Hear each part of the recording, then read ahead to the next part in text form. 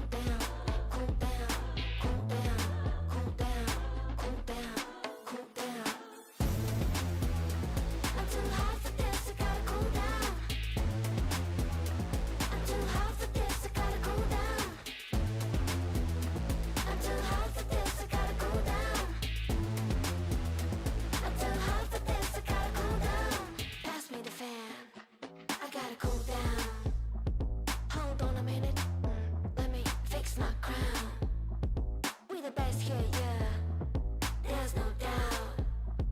Wanna know how I do it? Let me break it down. Keep it moving to the top. Push it, never stop. Make it time, make it pop. Hustle till you drop. Keep it moving to the top. Push it, never stop. Make it time, make it pop. Hustle till you drop. I gotta cool down, cool down, cool down, cool down, cool down, cool down. I gotta cool down, cool down, cool down, cool down, cool down, cool down, cool down, cool down. I'm too hot for this, I gotta cool down. I'm too hot for this, I gotta cool down. I'm too hot for this, I gotta cool down. I'm too hot for this, I gotta cool down. Cool down.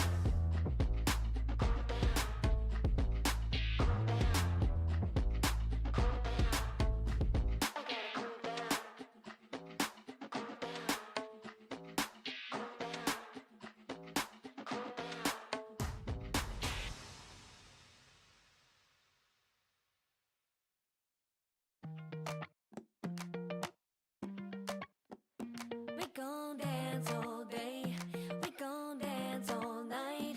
Let your body go, move it side to side. We gon' dance all day, we gon' dance all night. All we need is here and now. We say hi, we say hey. Throw your hands up, everyone. Yeah, we here to have some fun. We say hi, we say hey. Time to party, everyone, and it's only just begun. Hey, yeah, yeah, yeah, yeah. Hey, yeah, yeah, yeah. Hey, yeah, yeah, yeah, yeah. Hey, yeah, yeah, yeah. When I'm with you, it feels like time has stopped. I realize quickly all I need I've already got, and there is no one who can tell me otherwise. I know we're living our best lives. We gon' dance all day, we gon' dance all night. Let your body go, move it side to side. We gon' dance all day, we gon' dance all night. All we need is here and now. We say hi, we say hey. Throw your hands up, everyone. Yeah, we here to have some fun. We say hi, we say hey. Time to party, everyone, and it's only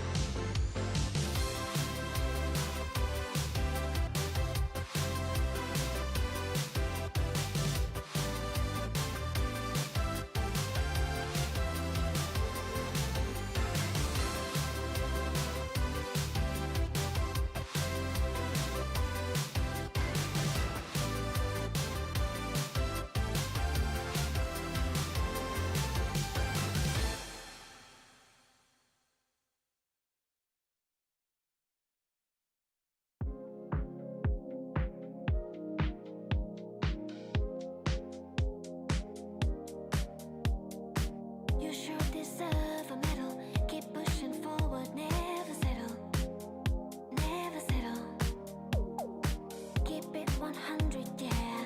On your way to the next level. Next level.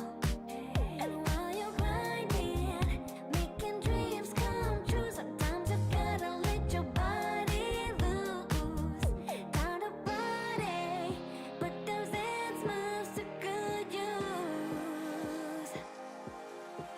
Let your hands go up, stomp your feet. Let me see you kicking it back on the dance floor. On the dance floor. Feel the beat, electrified. Move your hips side to side on the dance floor. On the dance floor.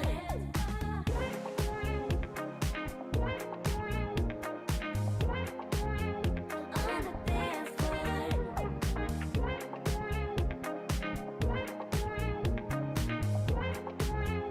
On the dance floor. Show up for yourself, never miss a single day. Be about it, let them know that you didn't come to play. 'Cause you got it, and you mean it, and you get there soon. And while you're grinding, making dreams come true, sometimes you gotta let your body loose. Time to party, but those dance moves to good use. Yeah. Let your hands go up, stomp your feet. Let me see you kicking it back on the dance floor. On the dance floor. Feel the beat, electrified. Move your hips side to side on the dance floor.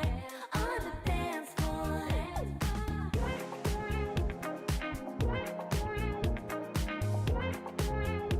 On the dance floor.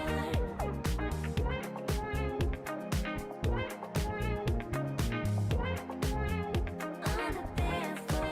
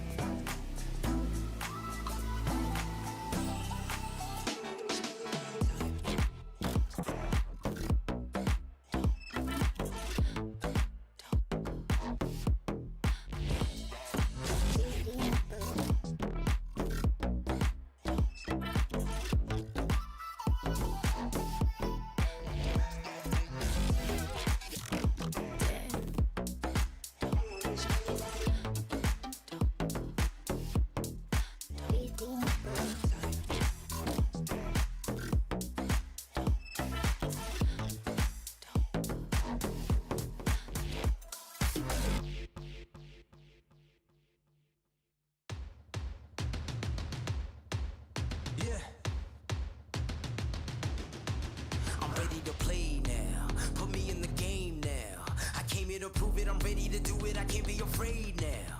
Put me on the stage now. I'm ready to rage now. I feel like an animal stuck in a cage and I'm ready to break out. My time, none of you people can tell me to stop. This time, like the last time, you better get ready to race to the top. I'm ready to do this, show you what the truth is. I step on the field, it's time to get real, I'm feeling so ruthless. My time, none of you people can tell me to stop. Lower the lights down, hand over my crown, hand over my heart. I do this for my town, I do this for my crowd. So turn me up real loud. My time, none of you people can tell me to stop. Yeah. So what are you afraid of? Those feelings are made up. Get in the game, your moment of fame, show them what you made of. It's time that we stand up, it's time that we man up. For anyone asking who is the best, we putting our hands up. My time, nothing can keep me from reaching the top. This time, like the last time, I'm moving so fast, I'm ready to ride. I'm ready to throw down, it's time for the showdown. I'm ready to rise, don't be surprised, I'll take on the world now. My time, none of you people can tell me to stop. Lower the lights down, hand over my crown, hand over my heart. I do this for my town, I do this for my crowd. So turn me up real loud. My time, none of you people can tell me to stop. My time, none of you people can tell me to stop. My town, my crown, we know what it takes to be reaching the top. We reaching the top, we reaching the top. We know what it takes to be reaching the top. My time, none of you people can tell me to stop. My town, my crown, we know what it takes to be reaching the top. We reaching the top, we reaching the top. We know what it takes to be reaching the top. Lower the lights down, hand over my crown, hand over my heart. I do this for my town, I do this for my crowd. So turn me up real loud. My time, none of you people can tell me to stop. Turning the track up, I'm never going back down. Hand over my heart, I do this for my town, I do this for my crowd. So turn me up real loud. My time, none of you people can tell me to stop.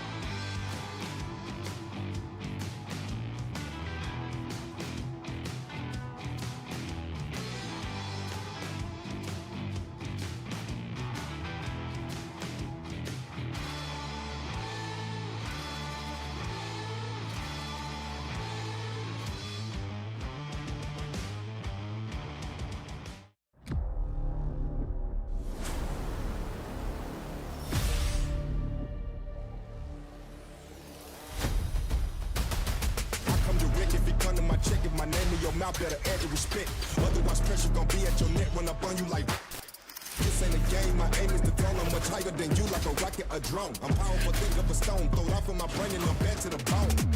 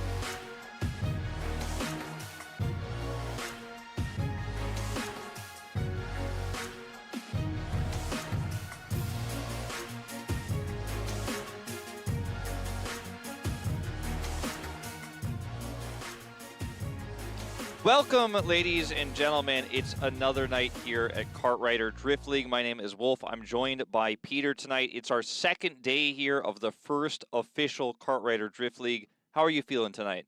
I am super excited as usual, Wolf. It is definitely your first night casting here in KDL ever since the preseasons.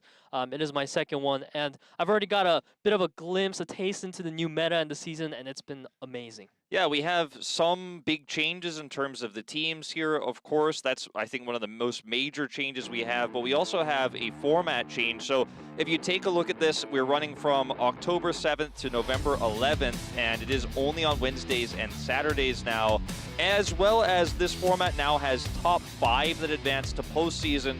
That first, part of the postseason, of course, will be a wild card match between the 4th and 5th. And then here is the prize pool here. We have a new fan race MVP. Take home about $500 there if you pick that one up.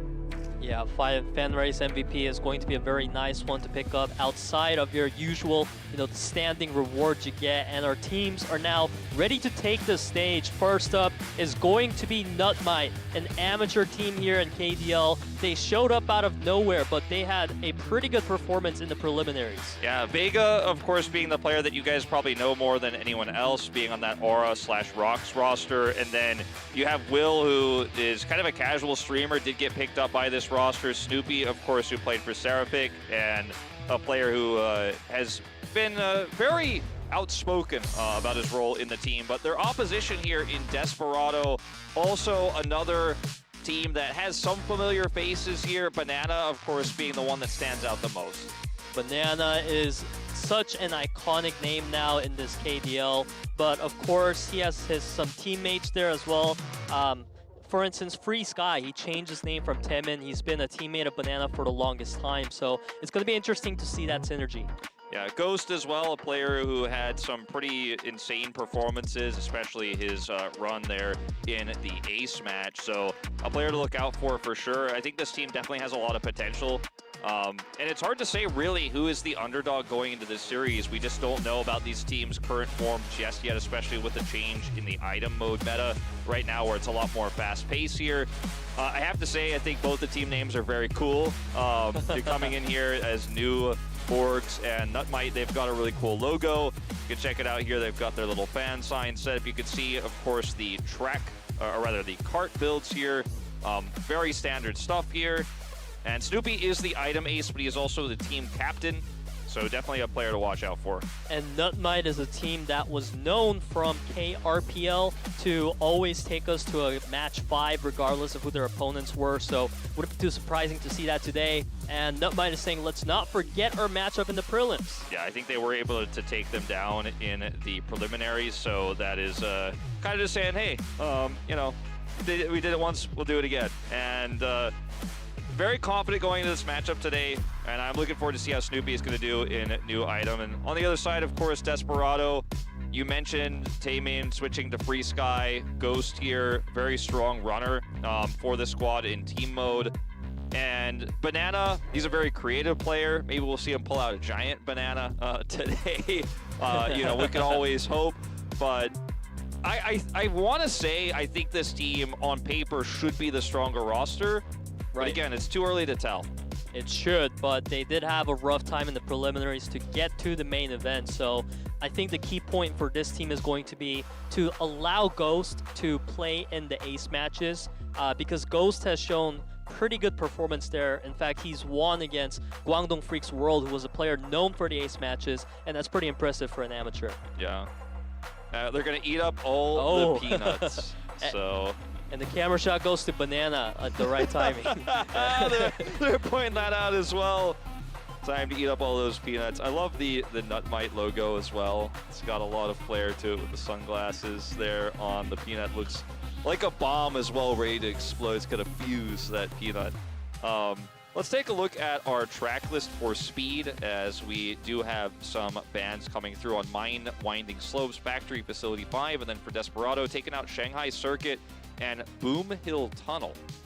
Yes, and it's also interesting to note that WKC Brazil Circuit and Bayside Bridge Run were preferred by NUTMITE. Despite being a kind of a new team to the scene, they're showing that they're used to these tracks that have been around for longer. World Tour Terracotta Twister, Extreme Stadium, those two we are very familiar with. A lot of the pro teams love hard tracks like this, and Mexico Touring Rally is one of our new tracks this season. Yeah, I feel like the tracks we see here for NUTMITE Brazil Circuit and Bayside Bridge Run really showcase that they think they have strong team synergy rather than their individual skills, because those are tracks where I think your sweeping and your ability to set up for that first lap run are much more important than the other tracks where you're a little bit more focused on your driving skills. So interesting to see. And Terracotta Twister, it's a classic here at the KDL. We almost always start on this one.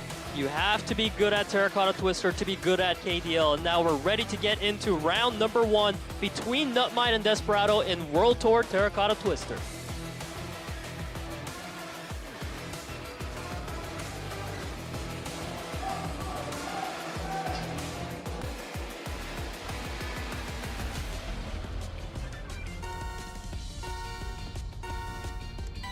We are off to the races here. NUTMITE against Desperado, starting off on Terracotta Twister. Scald taking an early lead here. We'll see if we can hold on to it.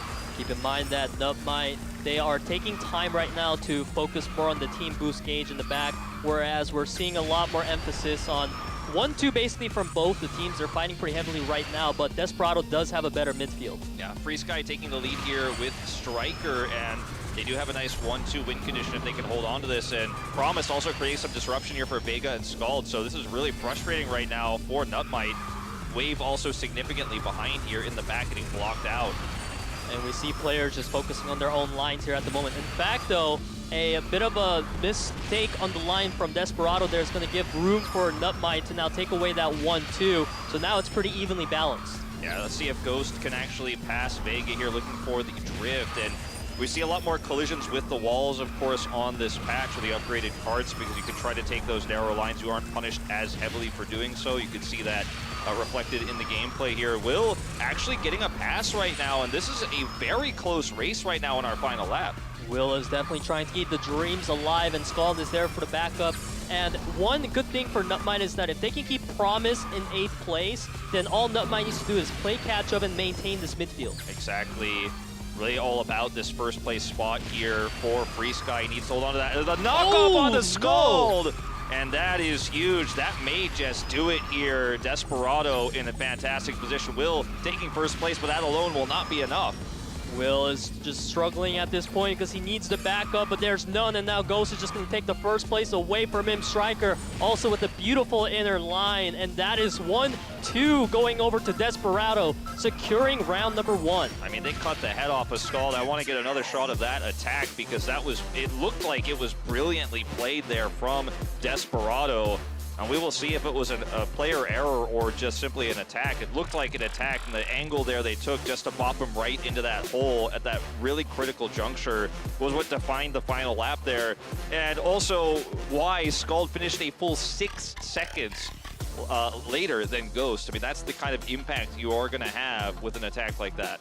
It absolutely killed all the momentum there. And just as you said, Wolf, once you enter the tomb section of Terracotta Twister, everyone is just bunched up, and it's really hard to see was it a collision or just a mistake from the line, because a lot of the players are also taking risky lines that could allow them to get bumped up. Yeah. So great momentum here for Desperado, starting things off before we move into Brazil circuit here. A close race nonetheless, but you know, sometimes it's those really strong defining moments that you could really showcase how well a team is prepped team-wise, and that's going to be important going to this next track of Brazil circuit because it's a much more open track. There's a lot of strategy you could do in terms of how you want to use your boost gauge here, because you can cut through the grass, or you could try to take the safer approach there on those wider turns. You might run into the tires if you push too hard, but we're going to find out right now if NUTMITE can tie us up or if Desperado is going to take a 2-0 lead.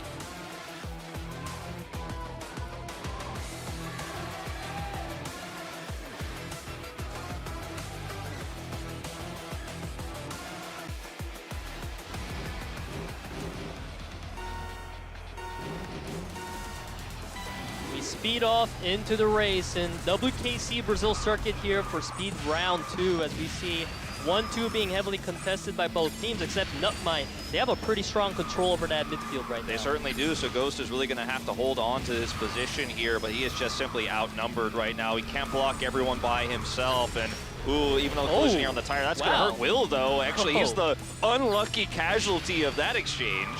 That is going to set Will so far behind that it's going to be a matter of can Will recover from that. Right now, Scald and Wave, they need to buy time for his teams to catch up. Yeah, unlikely that Will will be able to recover here in this first lap. Might take a little bit longer, but seeing everyone taking that tighter line here through the grass like I was talking about, now I'm going to use the pavement here for the second one. As Ghost is hot on the heels here of Scald. Scald, because of Will's 8th place position here, needs to keep this first place. As Wave, making an aggressive line there, won't be able to catch Ghost though. Wave knows that his role right now is to make sure that Scald doesn't get collided into from Striker and Ghost, because that first place being held is absolutely critical.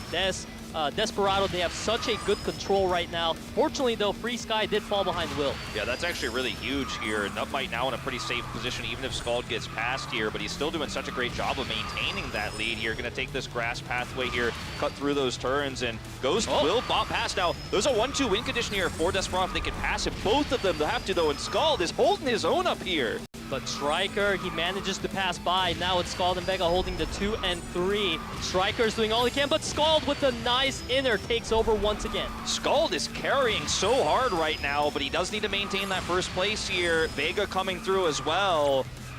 1-2. There's the 1-2. It's just constantly exchanging hands right now. Vega's tried to go for a play there. However, Ghost is going to be able to deny the 1-2. No, actually, Vega comes in at the last moment, and NUTMITE takes round number 2.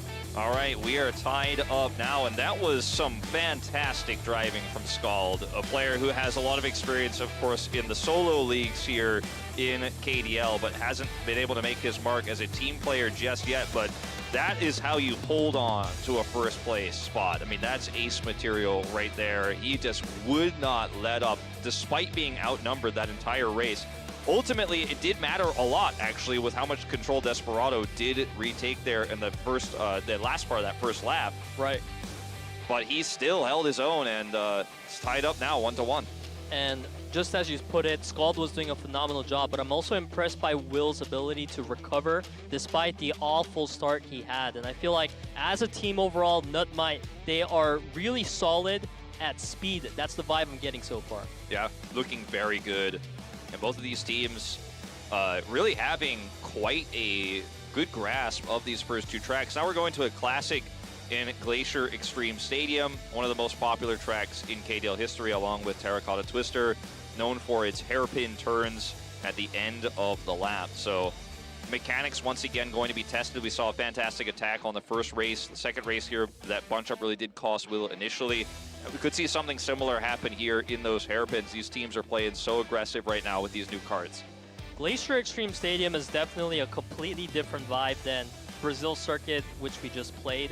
So we can really see the playstyle preference differing between the two teams. And before, it was Desperado taking the lead. And once again, this track 3 is picked by Desperado. So let's see who'll take match number 3 in Glacier Extreme Stadium.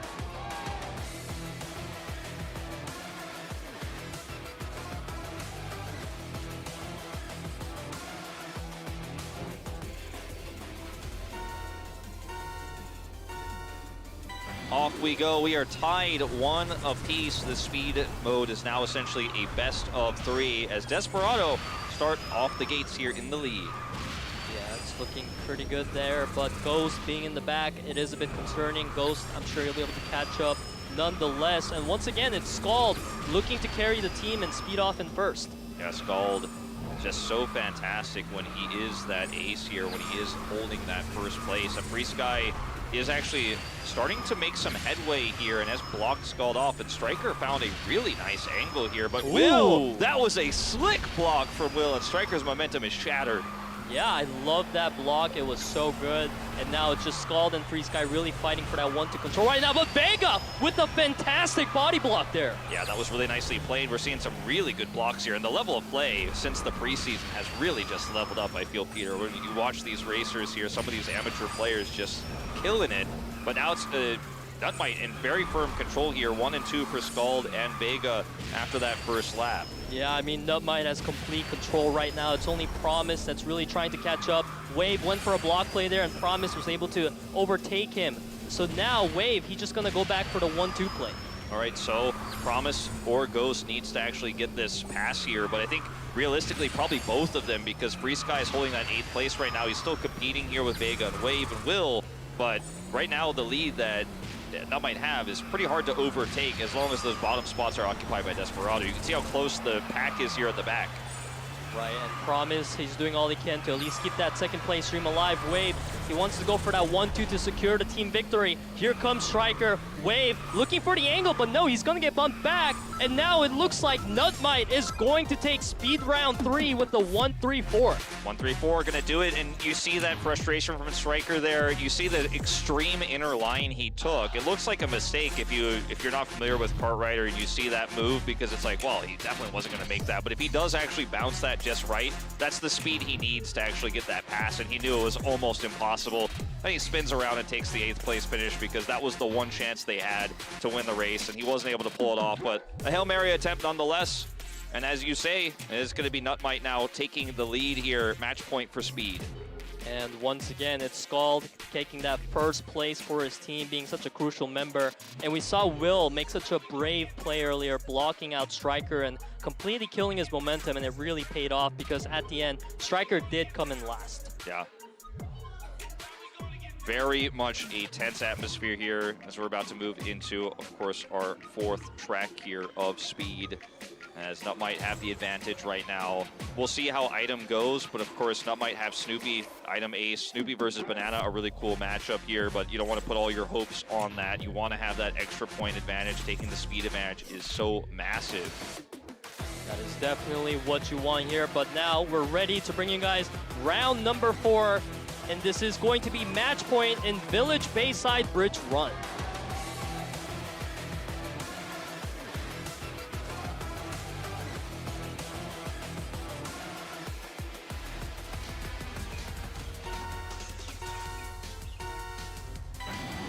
Here we go into speed round 4. I am personally excited to see Bayside Bridge Run. This is a track that I always have fun watching. Yeah, it's one of my favorite tracks for ace mode, or ace matches rather, as well, because it is just such a track that feels like in order to get big advantages, you have to actually race so riskily, so aggressively, because it's an otherwise fairly safe track. There's not a lot of strong turns to it. So when you get an incremental advantage, it feels so satisfying. And speaking of, Promise and Striker do have said incremental advantages over Scald. He is going to be able to stay here, though, in drafting range. And he's going to try to utilize that to close the gap.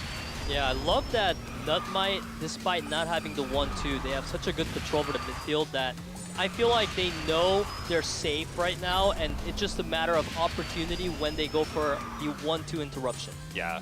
It really is that opportunistic moment. Vega actually going to look for his own here, pushing past, but will hit the wall there. It loses some momentum, but still takes the lead over Promise. Yeah, he actually bumped into Promise off that, so it worked out nonetheless. And now Vega, he's looking for that aggressive play, and he does manage to take second. Striker and Promise still holding on here to the top, and Promise neck and neck with Vega, Scald, and even for a moment there, Wave. Striker is so far ahead right now. That's going to be so many extra points here for Desperado. And Promise just keeps retaking position. And it's a wider track in some of these areas, so very difficult to block these advances here. And NUTMITE, they just can't break through. This is absolutely the win condition for Desperado Look at right Promise. now. Yeah, Promise is just popping off, and Striker has so much room for himself, and now players are going to fight for that 1-2. Yeah, looking very good here for Desperado. Vega trying to push across here, but it won't be enough, even with that second place finish. We are going to 5 here. Desperado bring it to that 5th and final track here of speed mode. And I mean, this is neck and neck. We are seeing teams take their map choice. They're looking very comfortable with it. And, you know, this final track here is going to decide it all. Who's going to take that first place, or rather that first point, excuse me. And it's really just about the team's ability to understand these tracks. I feel like they're clearly well versed on them. For sure, we're starting to see that being reflected on these matches today. And I feel like the main key point in the match between these two teams in speed so far is whoever has a player in the first place seems to have a huge advantage. Yeah, it has been huge, and it's usually been a quite large lead as well. Now, I believe this is actually the track selection of Desperado, since NUTMITE chose item priority, if I'm not mistaken. So yep, we'll have right. that extra advantage. This is it. WKC Mexico Touring Rally, the winner of this track is going to take that first point.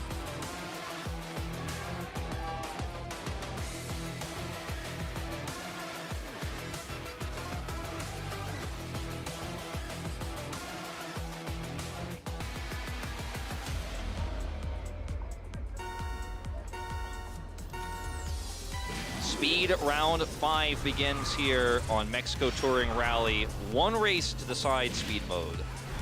And I really like the aesthetics here in the Mexico Touring Rally. It's done a great job of really capturing that vibe.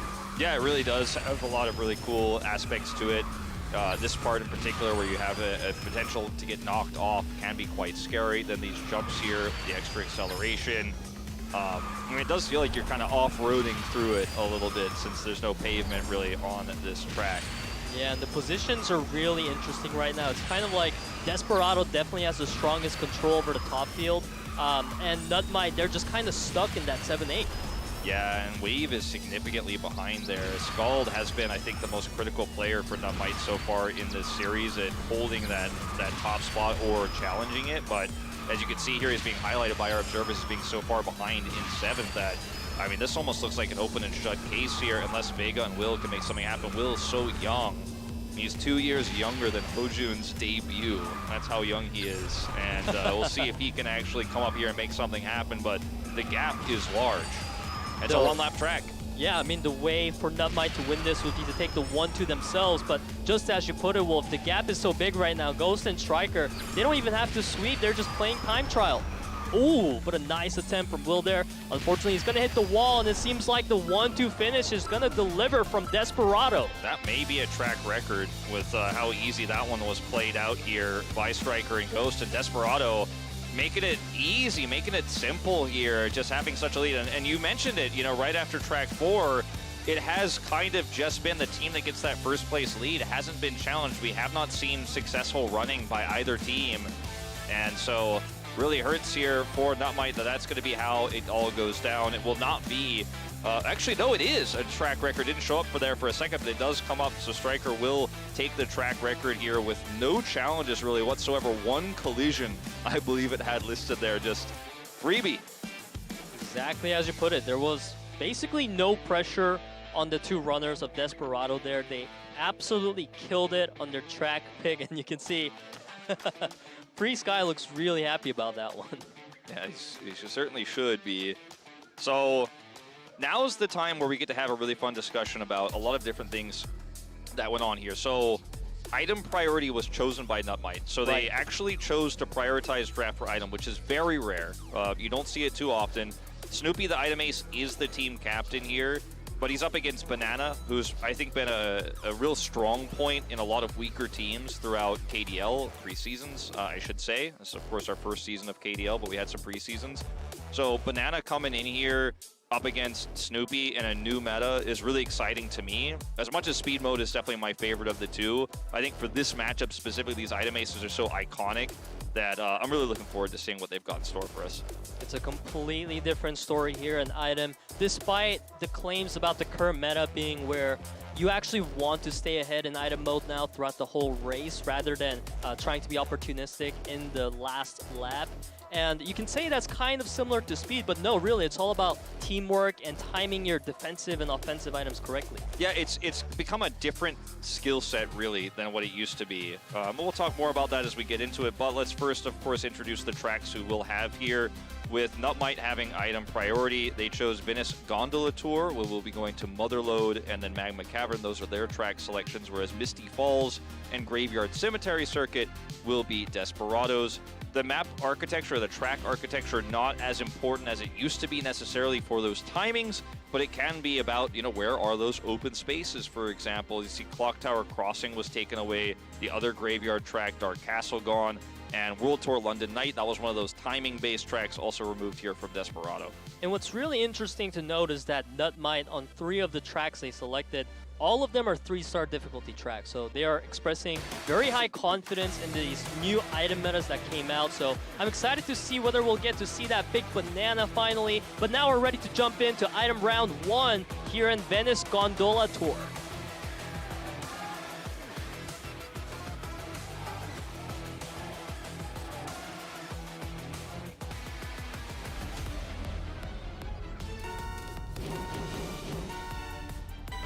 Kickstart our first match of item mode today, and this is going to be a 2-lapper track.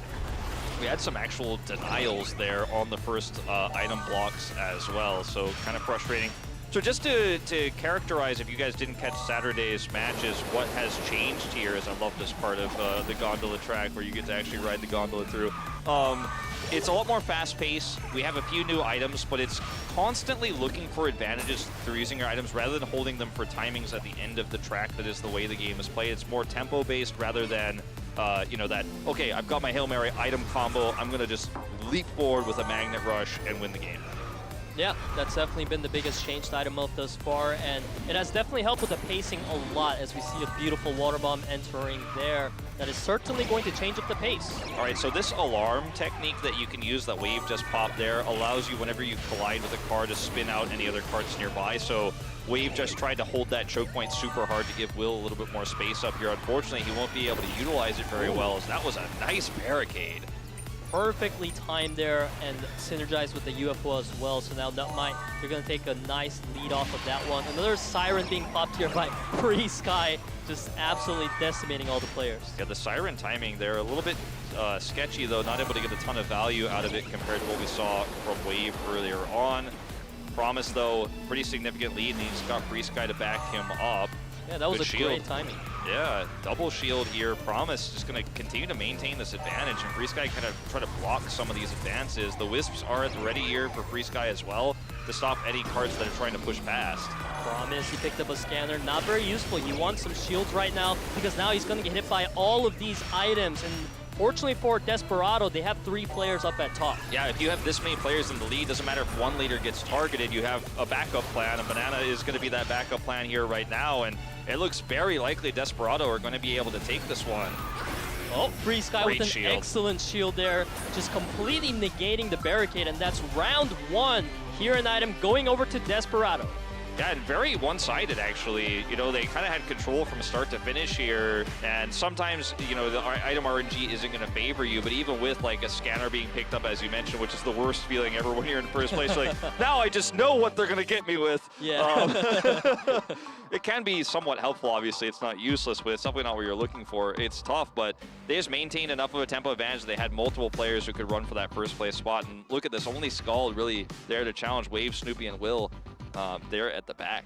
Well, we've seen an answer to that rivalry matchup you were kind of wondering between Banana and Snoopy. It seems like, at least on this first track, Desperado, they really had their game plan together on their opponent's track choice. Yeah, it has kind of continued to be a trend here that the preparation has been quite big, but yeah, turning the tables here a little bit on this one. Now we are going to move into Misty Falls here, a track that has some pretty interesting turns for an item track, so there are some ways to avoid items, that is to say, on those turns. But let's jump into it right now to see if we're going to tie things up.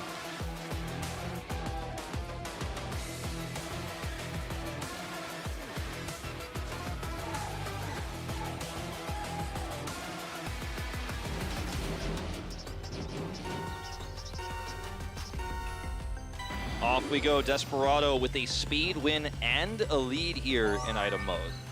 Desperado looking to be the winners for now, but of course NUTMITE, they have the 2-star difficulty track this time to switch up the pace completely, because now the new items are no longer available and this water bomb is going to install. Yeah, so that's one of the choices you can make on Misty Falls, whether you want to take the right side there and avoid the item boxes to get more speed, or if you want to grab an item. In Pro, you're pretty much always going to go for speed in this case because you want to be able to maintain that advantage. Promise, on the other hand, going to spin out here into the wall. We'll be able to grab double items for his troubles. Wave going to shield that. Actually, it looks like he just narrowly avoided the water bomb and then was able to shield the follow-up rocket. So he just absorbed a ton of pressure. Definitely the MVP right now as far as baiting out items go. And you can see the top 2 players for Desperado, they have the shields to protect them. And now they're even being backed up by Striker, looking pretty good. Yeah, Striker trying to get some more aggressive items here to back up his teammates, but ends up grabbing a Nitro. That is absolutely not what he wants to have. It's going to help him catch up, but it is not going to help him get the damage done. At least he's able to use it to get into top 4 here for a moment, as Snoopy is getting some blocking by Will to actually help him out, but he gets UFO'd, and this is just a numbers game right now that I think is very rapidly going into the favor of NUTMITE here, but another UFO could turn the tables. We're only in the second lap here, as Snoopy's going to eat a ton of these items with the shield. Will has been the MVP blocker so far for Snoopy, buying a lot of time, but Will's going to have to take the lead now for himself. Keep in mind that Will is holding on to an Angel, which is very helpful in the final lap. Yeah, the Angel is very helpful in the final lap, can help you secure a win. Also can be very useful for saving your teammates or getting them a bigger advantage here, as we will see the EMP come out. Banana, very fortunate he had that, actually. You don't normally get a ton of value out of that item, but that's going to buy him so much space here. And I mentioned those turns on this track. It's hard to target Banana right now. Will's sitting on that Angel. That's not going to help him close the gap here on the Banana. They need something else, and Free Sky is closing the distance. They're just out of ammo. I mean, Banana has no one to stop him right now. Snoopy's got a magnet. He's going to have to somehow aim that through everybody. But these turns make it so hard, he's going to magnet through. He tried, the magnet came out, Will? but oh my goodness, Will, he's going to spin out from the missile, but Snoopy comes in from the left side, and round number 2 goes over to NUTMITE. Well, that looked real bad for NUTMITE there for a second, but that final set of items actually gave them what they needed to push through, and the magnet usage was good there, and they are able to take it over, but it looked really good for Banana there when he absorbed that UFO with the EMP and just rocketed ahead. Banana really is smart at these timings, but they did get outgunned in that final moment, even though it looked like there was almost no way that NUTMITE was going to take that one. So now we're tied up. Just as you put it, you kept your eyes on the item inventory, and NUTMITE, they had only defensive items when they actually needed to play the catch-up, but it seems that in the final moments, they were able to pick up the right items to allow them to eventually catch up. Banana, though, with a really good performance nonetheless. Really impressive stuff there. The push he made was really well timed, but still wasn't enough. We're heading into Mayan Motherload now for this third track here.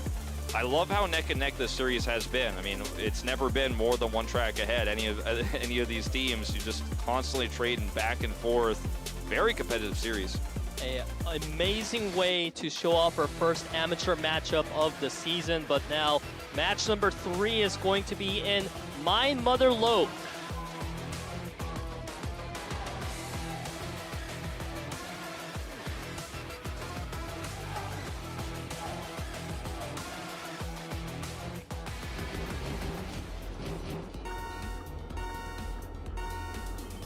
We are back to the 3-star difficulty track, so once again, we got our eyes open for them big bananas. Yeah, we certainly do. And of course, some of those sirens as well, which can be so frustrating to deal with. You can sweep. It turns a sweeper into like an insane sweeper, where they just, not only they block people, but they also spin them out. And it can be very frustrating to encounter that. See if Promise uses it for that purpose here. No, just going to look for a double bump here. But they're just going to buy a lot of space here for Free Sky. The problem is Scald isn't first here. Not anymore. Yeah, he's spinned out of control from missiles after missiles. You can see Banana holding 2 missiles once again. Snoopy going to be eating some damage here. And now Desperado have a massive lead. They also have Promise here, can use that Siren for sweeping. Like, this is exactly what I'm talking about. You just sweep people when they try to catch up, and that's going to push further and further the lead here. Look at this lead for Free Sky. It is insane. He's like a 5th of the track ahead of everybody else. I'm exaggerating a little bit here, but the advantage is massive, and You don't have that homing rocket to target this guy, so he is just going to keep pushing the advantage. Not only does he have a shield, but he has the EMP, utilizes it there. Now he's got a shield, just keeps blocking everything, and that advantage just continues to mount up. Yeah, FreeSky got slowed down by the magnet there, so Wave does manage to catch up finally. But FreeSky, he's still holding on to that double shield, so I'm sure he's going to stay up there for a while. Banana does have a Nitro. That hit is going to really hurt his chances, though, of catching up. And FreeSky, man, he had such a lead and had that double shield, but Wave is pushed ahead of him here. He's got an EMP. We'll see if he can pick up a shield, as FreeSky actually will battle his way back through. It's neck and neck between these two right now. FreeSky still holds those shields, but no EMP for this. That is going to set him back pretty far behind. Scald now taking the advantage. However, he couldn't shield in time, so he's going to fall behind, open the wave, way up for Wave and Scald to take over. Scald here getting hit by that balloon, though. This is so crazy how close this is. I mean, item mode has changed so much, as that is a massive siren. Gets the knock on to Snoopy, but it doesn't affect him as much as it affects our friend Banana there, unfortunately. Yeah, Banana took the bad end of that stick, but right now, Wave, he's sitting up with the EMP. That's not going to help them very much catch up to FreeSky. He's going to get slowed down by the magnet here. Shield and Angel popped to dodge out the missile, and Promise speeds up into the finish line and delivers for Desperado. A really nice knockdown there to the lower ground with the timing of that Angel and the Nitro that actually came through. Nitro's value in item mode, I feel like, has changed completely, because you could use it for tempo, you can use it for a finisher like that. I mean, these finishers still are relevant, and that's what I love about this new meta. It's not like the old meta is not viable anymore. It's not the one-way, end-all, be-all way to play anymore, but you can still have that really critical timing if you have Angel, which is arguably one of the weaker items now in this new type of meta, but it can be very valuable in that final push. Yeah, I mean, Angel, it doesn't really provide much to yourself in terms of pacing. It's about more like you want your back players to be getting that. So it can be situationally not the best item to have, but this was indeed that instance where it paid off. Certainly did. Graveyard Cemetery Circuit, one of our new tracks here in the KDL, will be the next one. We'll see if Desperado can break that trend of only one map in the lead and take it all. We'll find out right now.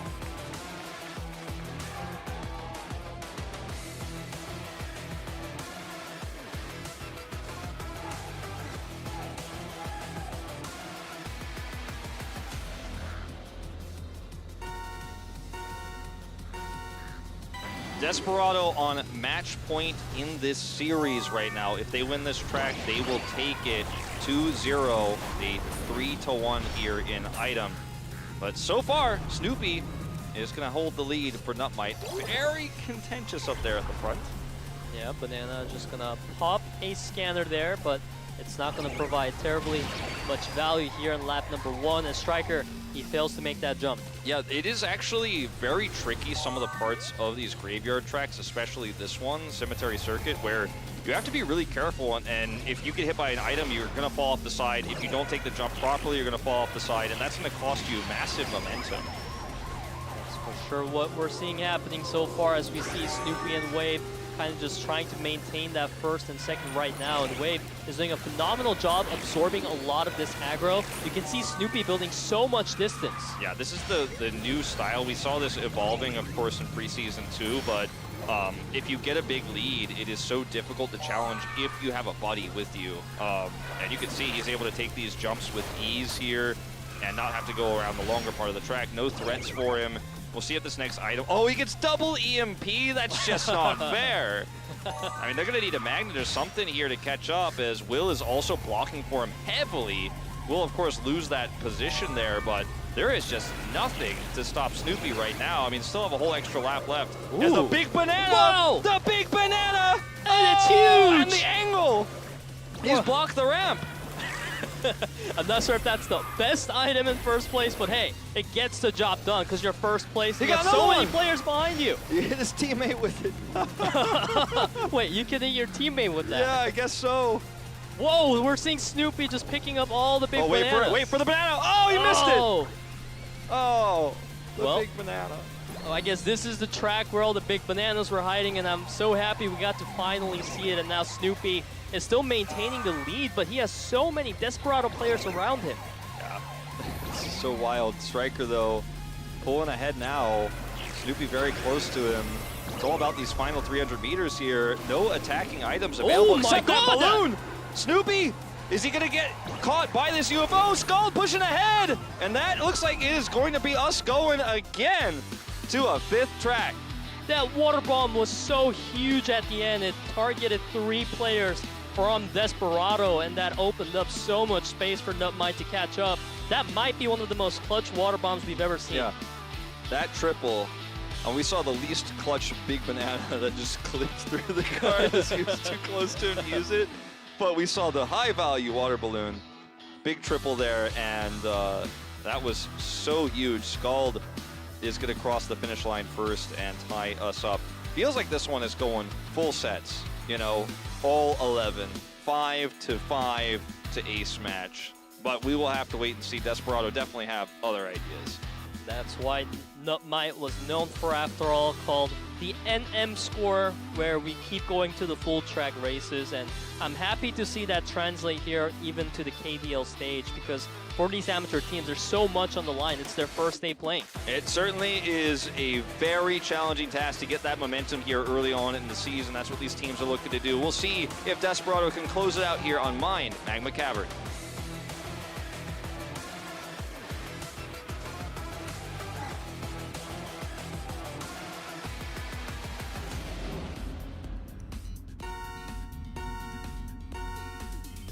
Final match here in item round 5 to determine, whether we will have an ace match or Desperado will win 2-0. That's what it's all about right now. As Promise, once again, taking an early lead here with 2 shields. Feels great. Absorb that one. Doesn't need one for the barricade. Barricade even buying some further space here. Oopsie. It's a little oopsie striker, but that's okay. As Promise picks up another shield here and is just going to continue to absorb these missiles. It is so interesting to be back on Magma Cavern, because I feel like this is such a preseason classic, but now we have the 3-star difficulty, so all the new items being here kind of just changes the vibe a bit. Yeah, it really does. And the thing is, mostly it's about the classic items still, but there are a few extra strategies, of course, with the Siren, for example. Banana is holding not a great place to have it. Probably just going to have to use it aggressively. He doesn't have a boost with it either, so he's just going to drop it early. Now he's got a barricade. Just watching Banana's items here. But the double lightning comes out here for Striker now. We haven't really seen too much lightning here in this KDL season. We'll see how they utilize it. Seems like the strategy so far is for Striker to hold on to them, because they know their opponents. They're holding on to an Angel for the time being. Yeah. He's going to sit towards the back here, look for another big pickup after he drops that one off. Banana takes his opportunity here to push forward the magnet used for tempo, but it's a numbers game that they're winning right now here in top 3 with the lightning as well. It looks very difficult for NUTMITE to hold this one out. Angel popped here already. They're making the push to end. They need to drop that lightning here at the final turn. Ooh, it gets caught by that as well. This is looking really good for Desperado. And Promise is going to get caught out by the Water Wisp there, so now Free Sky's going to take over. He's holding onto his shield and a Nitrous. That could be huge. Okay, there's that lightning. Free Sky still in first place. Will nowhere nearby. It looks like this one is all over. Last 50 meters, a little bit of a celebration there. And Desperado are going to take it. No ace match today. We are not going the full distance here. We got very close, but it's not going to happen tonight. Desperado, the winners of speed and item, and will win the series. It feels like Desperado, when they get to that round 5, their focus is just so on point, and they look really hard to beat. The team synergy that we got to see for the first time today, it really shines. I feel like this team is one of those teams that can definitely make it to that 5th place standing. And I think the unfortunate circumstance here for NUTMITE is the double lightning came through, and that just allows so much extra opportunity for Desperado. They utilized it well in that final push over the bridge, and I think it was a very competitive series. I think both these teams have a lot to offer right now, and I think both of them could find themselves in postseason if some improvements can be made. I feel like I can give both these teams a thumbs up. Despite the loss here for NUTMITE, it wasn't a weak performance by any means.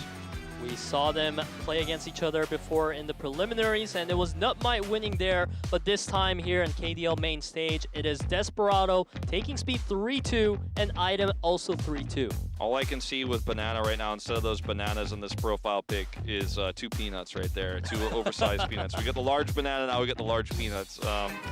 As they said they were going to eat the peanuts, and you know what? They certainly did at the end of this one. I was looking forward to seeing a potential return of Ghost in the ace match there against Scald. That was what I was expecting was going to happen based on Scald's performance today, but we'll have to wait and see if they rematch in the postseason.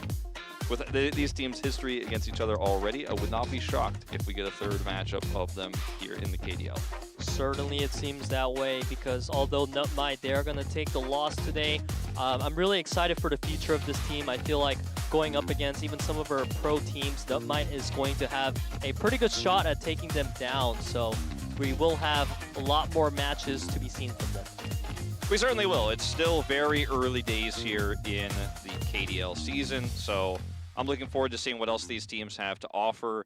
But, you know, I was saying it to you earlier, every single season, preseason 1 to preseason 2, now here in our first season of KDL, the level of play is rising. And that's always really fun for me, especially at the beginning of the season, because I've been kind of missing Kartrider. You know, it's been a little while since PS2, and I'm kind of sitting at home going, need some more pro Kartrider, or watch as many streams as I can. And then you see them play on the day. And when you're watching, it's different when you're casting. When you're casting, you're so laser focused on these players. You could see these are better players than they were just last season. Scald, you know, unfortunately not able to take the win today, but looking really good individually here on the team. And I love that we saw so many more risk being taken, especially on the aggressive blocks. I think that's due to the fact that now on collisions, you don't lose your booster gauge. So you can actually afford to go for these riskier plays with less downsides. Yeah, exactly. I think that's why we see a lot more hugging of the track, or hugging the edge of the track, looking for some aggressive blocks, even braking to actually pull back and knock somebody back and really mess up their momentum or their attempted nitro build. So Kartrider Drift has become a lot more fast-paced in this first season with the changes that came through on this most recent patch/season.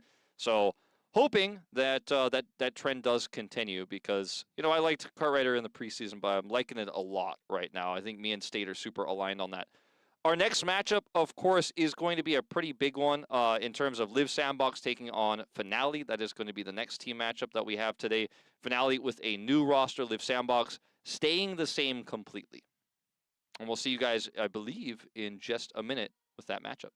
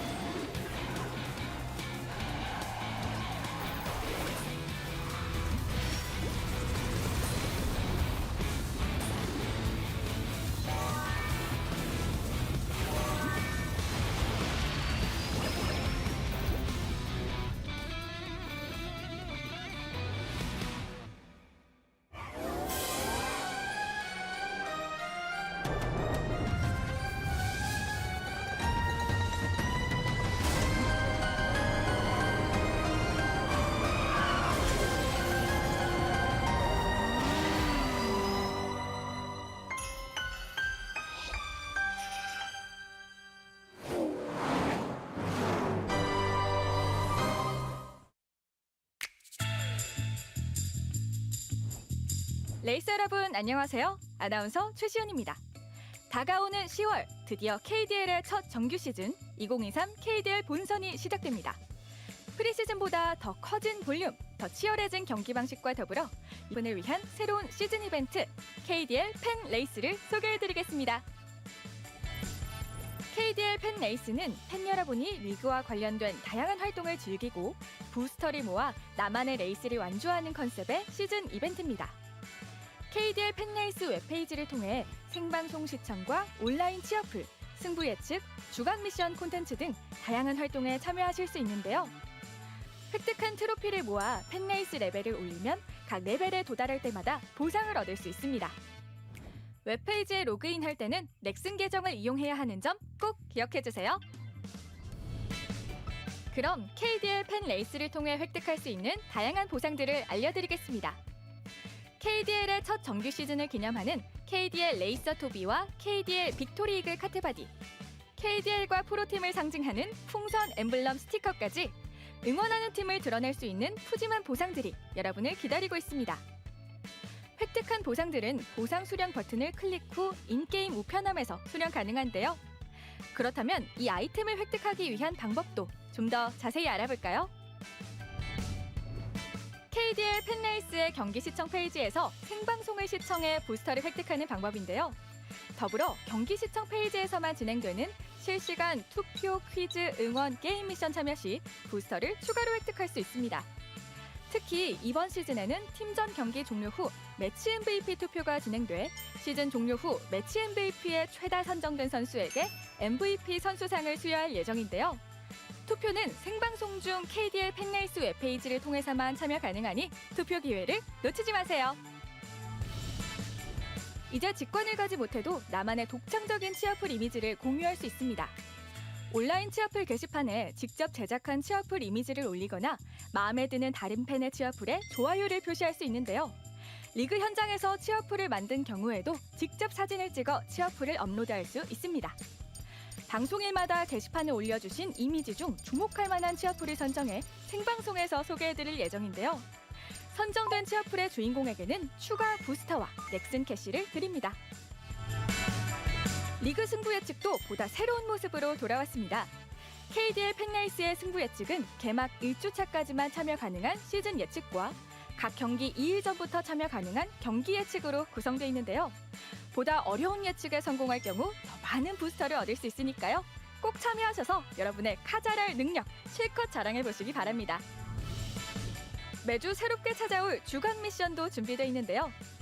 리그의 하이라이트와 새로운 기록을 기념하는 게임 플레이 미션을 클리어하면 부스터를 획득할 수 있습니다. 주간 미션은 매주 목요일 업데이트되며 그 다음 주 수요일까지만 참여 가능합니다. 부스터를 모아 아이템을 얻었다면 이번엔 응원하는 팀에게 힘을 실어주세요. 금주의 응원팀 이벤트가 여러분을 기다리고 있는데요. 매주 응원하는 팀을 선택하고 획득한 부스터를 응원하는 팀에게 모아주시면 됩니다. 각 팀은 매주 순위에 따라 굿즈를 획득하고 획득한 굿즈는 다시 팬 여러분께 돌려드립니다. 선수들을 응원하는 또 하나의 방법이 되어줄 금주의 응원팀 이벤트, 여러분의 많은 참여 부탁드립니다. 팬레이스와 더불어 더욱 풍성하게 돌아온 KDL. 프리시즌을 마치고 이제 본격적인 출발을 앞두고 있는데요. 모두가 기다려온 KDL의 첫 정규 시즌, 팬레이스와 함께 지금 바로 달려보시죠.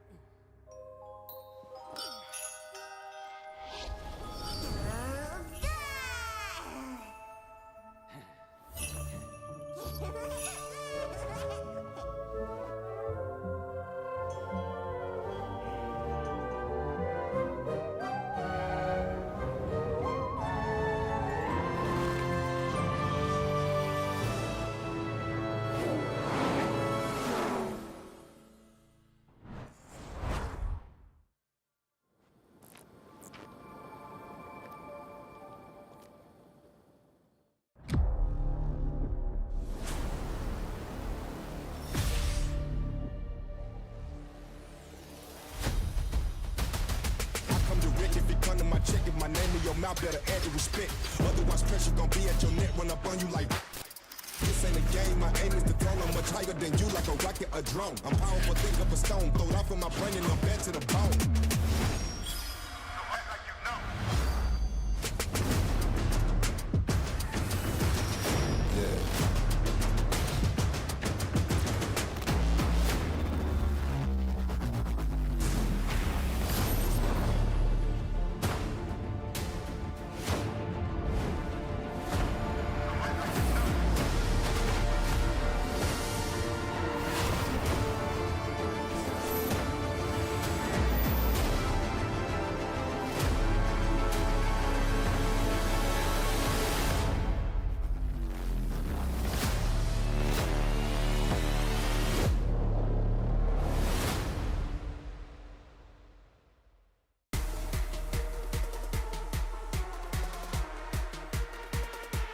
Welcome back, Kart Rider fans everywhere. The KDL is back with our second team match of the evening. Liiv Sandbox taking on Finale. We'll begin with walking the Liiv Sandbox players out. We had a very close series, Peter, to start things off. I think these next two, though, it's going to be hard-pressed to match it. It is definitely hard when you're up against Liiv Sandbox, a traditionally strong team in Kart Rider. You can see Neil walking in with so much confidence there. And this roster, there's just only good things you can say about it. Yeah, it's so true. I mean, this roster is so storied. Did fall to Kwangdong on Saturday, and yet I think didn't look weak at all while doing so. Has such a storied history across Kart Rider League and Kart Rider Drift League.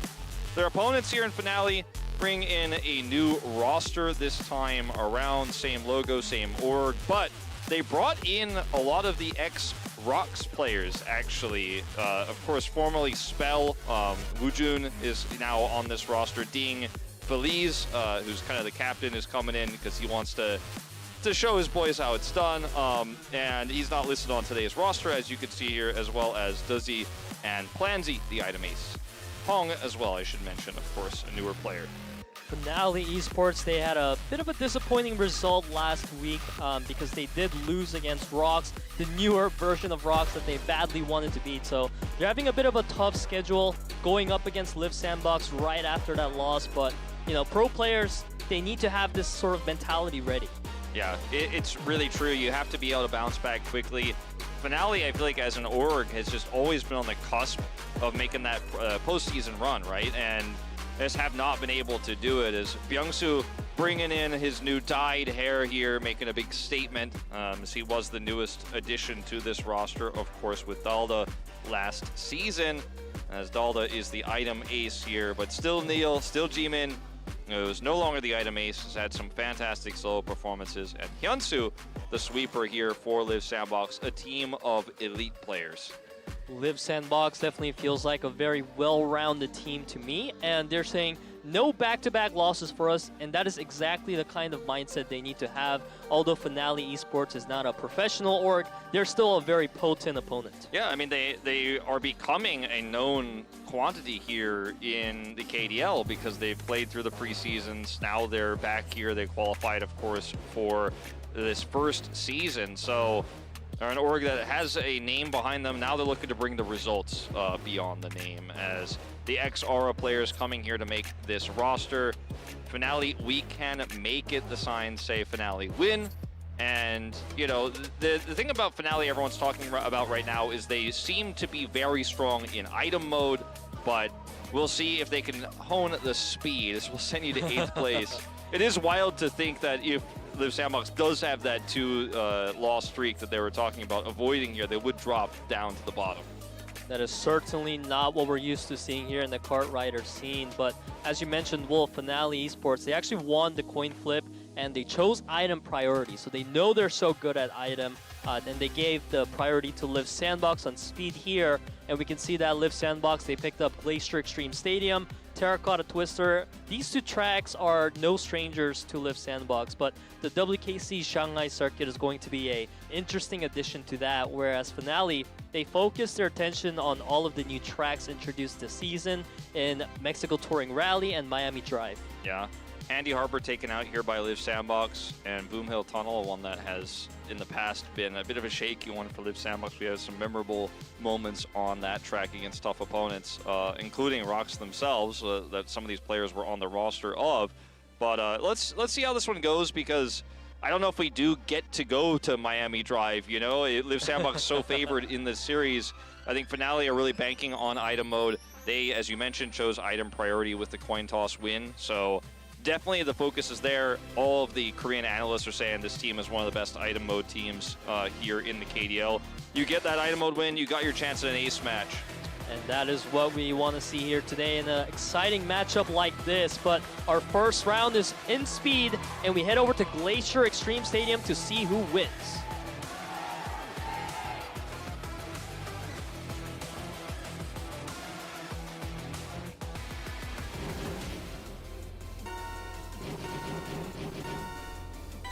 Off we go here, Liiv Sandbox versus Finale Esports here on our second day of the KDL 2023. Hyunsu leading the pack here, and Liiv Sandbox, like Kwangdong Freaks, often try to look for a 1-2-4 setup very early on. This time, they won't be able to actually get that huge edge here just yet. And that shows really how well Finale is doing right now in the beginning portion of this race. Let's see, he's going to be able to block Byungsu simultaneously with that beautiful line just now, and 1-3-4 is being maintained well. Yeah, really strong control here from Finale. Because Byungsu is outnumbered here, it's going to be hard for him to maintain his position here on Glacier Extreme Stadium. Now here come those hairpins for our first of the 2 laps here. He is actually maintaining that advantage, and now Hyunsu has an opportunity to catch up here as Liiv Sandbox fighting tooth and nail, currently in the lead just by that 1 point here, but they are actually quickly gaining control.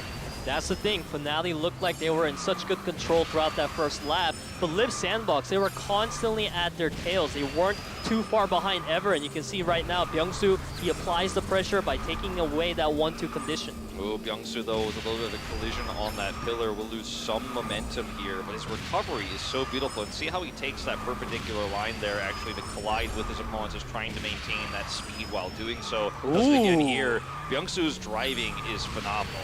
Byungsu is so focused right now on his lines, and they came out perfect. And it gave so much time for Hyunsu to now catch up. If this 1-2 is maintained by Finale, that's the win condition. So you can see Hyunsu trying to deny that beautifully. Yeah, now Byungsu and Hyunsu on those hairpins, they actually take the 1-2 here. Ding looking for a line. Oh Hyunsu my denies God! it. What a play! Liiv Sandbox are gonna take it 1-2.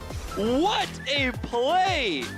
This team is on another level, and I have to say, I mean, we know the caliber. You think of the team Finale, the org, and you go, okay, well, this team hasn't been one of our powerhouses, but you look at the players that are on this roster this season, and you know you're dealing with a top-tier team. They were ahead for a lot of this race, but Liiv Sandbox just would not be stopped. And that final play there, coming out of the hairpins, was just, it's a chef's kiss moment. It really was, Peter. That was top-tier kart rider.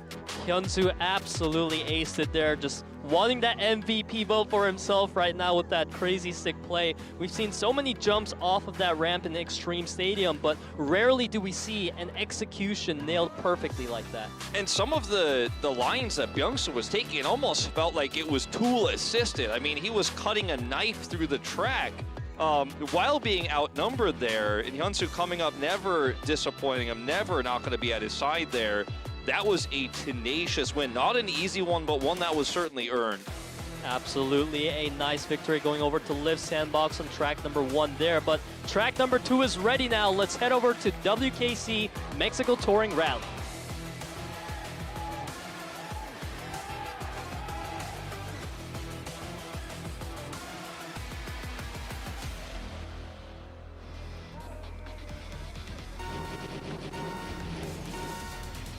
Off we go into speed round 2. This is going to be Finale's choice of track. And honestly, Wolf, I feel like Finale, they held their own pretty well against Liiv Sandbox in round 1. Yeah, the start was fantastic. Now, you know, you have a better chance on this track if you have a good start because it is a 1-lapper. It's one of our shortest tracks here in the KDL. But The advantage here isn't that great for them to start things off this time. Certainly not the advantage they had last time, as Jimin is going to deny Hong here that line he was trying to take. But Ding actually has a pretty sizable lead here, and that first place is going to be, at least for the moment, what gives Finale the edge. It is a very close race right now, but let's see if once again Byung-soo can push his way into first. Jimin hot on the heels here of Ding. Ding is doing all he can to at least maintain that first place, but Jimin and Byung are so hot on his tails. I feel like Ding is going to get taken over very soon, and if you look at the midfield, Liiv SANDBOX has full control right now. Yeah, Woojun and Hong in the bottom of the standings. Dudzi as well dropping down. Neil is competing with him right now, but it is just a numbers game that Ding alone can't solve here, and he's even going to lose control. Jimin trying to pass him here with this draft on one of these final turns here. We're getting down to the last part of this track here, around this final angle where you go above the track to save speed. Ding is doing such a phenomenal job right now up against 3 players of Liiv SANDBOX, but it's nowhere close to enough even if Ding takes first place, because his team is down in 6, 7, 8, and Liiv SANDBOX dominate Finale Esports here as a team. Yeah. Yeah. We had the wrong screen up there for just a moment, but Liiv SANDBOX will take the 2-0 lead. I did notice, and this may be why someone pressed the wrong button, that everyone did high five actually there on the opposing side of Finale, even after the loss there. You know, it was a good attempt, and I think everyone was congratulating Ding taking that first place spot despite his team occupying 6, 7, 8. If he actually doesn't maintain that control, it might have been a 1, 2, 3, 4 here for Liiv SANDBOX, something I didn't think we'd say. He also got the track record here, relatively new track, so that's going to be broken a lot this season, but still, great racing by him in the face of everything, but he alone can't get the job done. Ding is definitely one of the biggest players that stand out to me on that Finale Esports roster, but just as you put it, Wolf, when your opponent is Liiv SANDBOX and every single player there is just shining, you need the team to step up and be there to support you, but so far in speed, Liiv SANDBOX is just heaps ahead.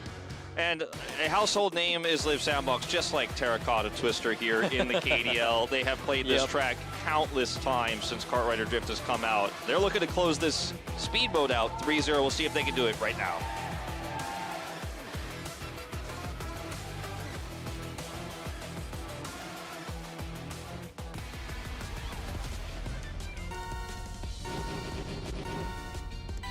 Liiv SANDBOX 2-0 here on speed as you move into round 3, and their start couldn't be better here. They occupy all top 4 spots here. Woojun will be able to take that 4th place spot for just a moment, but again, completely outnumbered, pushed into the corner there. Yeah, that was not the best for Woojun. There's a lot of pressure on Finale right now to catch up. You can see Ding instantly doing all he can, but the fact that he can't even get into the draft range of the 3rd place speaks volume. It really does.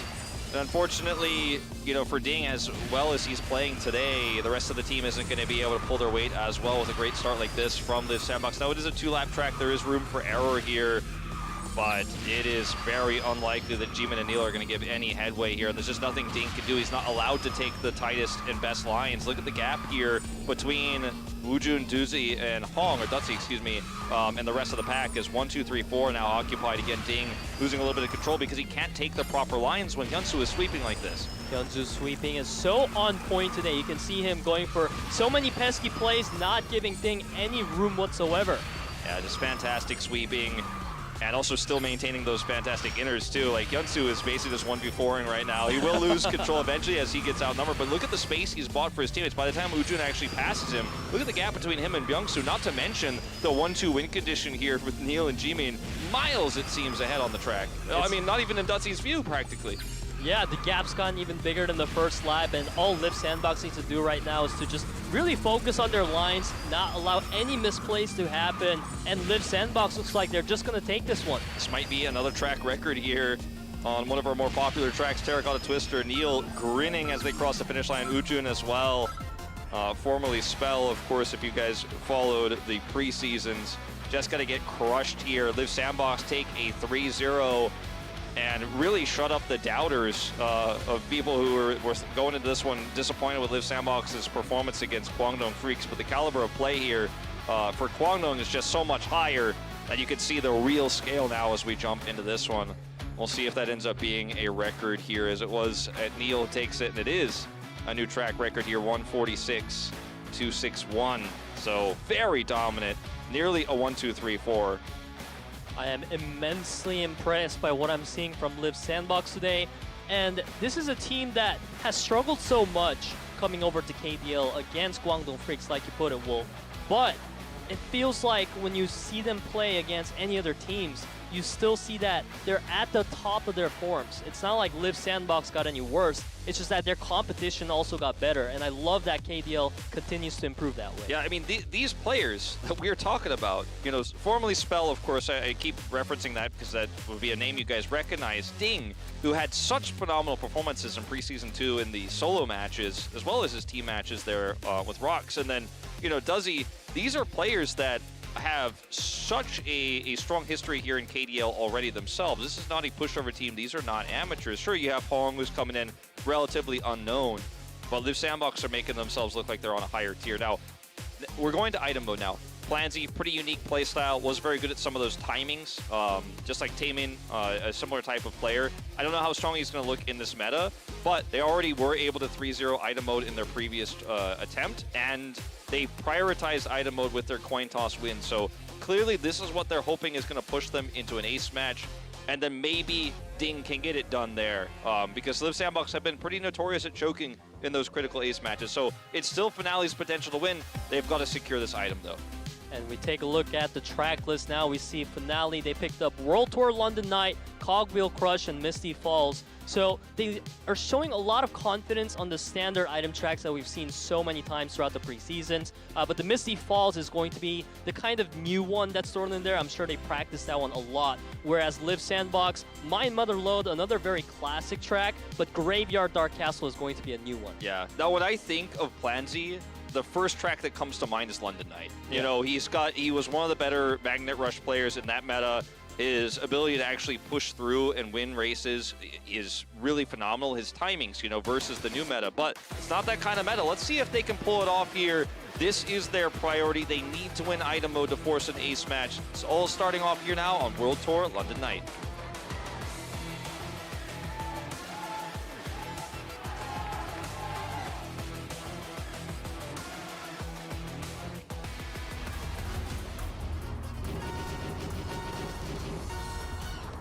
We kick off our race now into item round 1, and we gotta see if Finale, they can bounce back against Liiv SANDBOX and take us to that ace match. You see some of the heart rates here of the players. We saw just a moment ago, I think it was Ding was up at like 130 versus 8 of his opposition. So very calm and collected here. These two players very similar. The item aces sitting at 105. I love that we have this heart rate monitor though this season. It's very cool to see how tense these players are feeling. And you'll notice in item mode that might spike up pretty high when we get to that final lap. So Hyunsu in the lead right now with 2 shields. Does have that nice little advantage here, but won't be able to, of course, get much speed off of those. So you can see a little bit of a pass attempt from Ding. And a lightning is picked up by Hong and by Ding. So not by the same player, but they do have 2 of those they can stagger in this final lap. And that suits the playstyle of Finale quite well. Finale definitely holding on to those. Those are going to be a huge item to rely on later on, as we see Finale also having a much better team position overall, looking really solid right now. Nice banana placement there on the corner. Difficult for Byung-Soo to see that one coming. He will, of course, be spun out by it. Very well played. Liiv SANDBOX having a bit of a lead here in terms of who's at the front of the pack, but as I say that, it does change here quite substantially. And does he try to build up a lead? Will be able to block that rocket with his shield. Picks up a nitro. Probably have to use that here early on. He may want to try to save it for that final push, try to use the shortcut. Let's see what he does. Is again, those lightnings are still in tow. One picked up now for Byung-Soo. Keep in mind, there's 3 magnets on the side of Liiv SANDBOX, so they're going to have so much outplay opportunities once we get to the ramp for the jump. Yep, okay, we're going to trade Angels for Lightnings here. Lightning coming out here second on the Liiv SANDBOX, though, and Plansy has such a massive advantage right now. Does he? 50 meters to go, and he's got enough of a lead there, even with the wider lines. The attempted wraparound there from Liiv SANDBOX. Finale remain undefeated in item mode now, their 4th win in a row. And I think that Lightning really helped out quite substantially. There was just no secondary Angel there for Liiv SANDBOX to block the second one. Yeah, that's the nice thing about Lightning is that it can kind of mitigate the magnet effect, which was the main strategy that Liiv Sandbox tried to rely on there. And you can see at the end, it looked very close, but NUTMITE was able to stroll into first place without even utilizing a single item. Yeah, very clean here from Finale. And it was a close start, but obviously with those Lightnings, they utilized them well. And we've seen that twice tonight. The Lightning advantage does really hit you hard. It's one of the rarer items, but if you're able to pick it up even as early as the first lap, yeah, it weighs down your inventory because you're not going to use it until that lap 3, but you can also plan your strategy around it if you can pick it up that early. So double-edged sword there, but used well. It was certainly used well, but now track number 2 is going to be Liiv Sandbox's pick, and we head to Mine Mother Low to see who wins this one.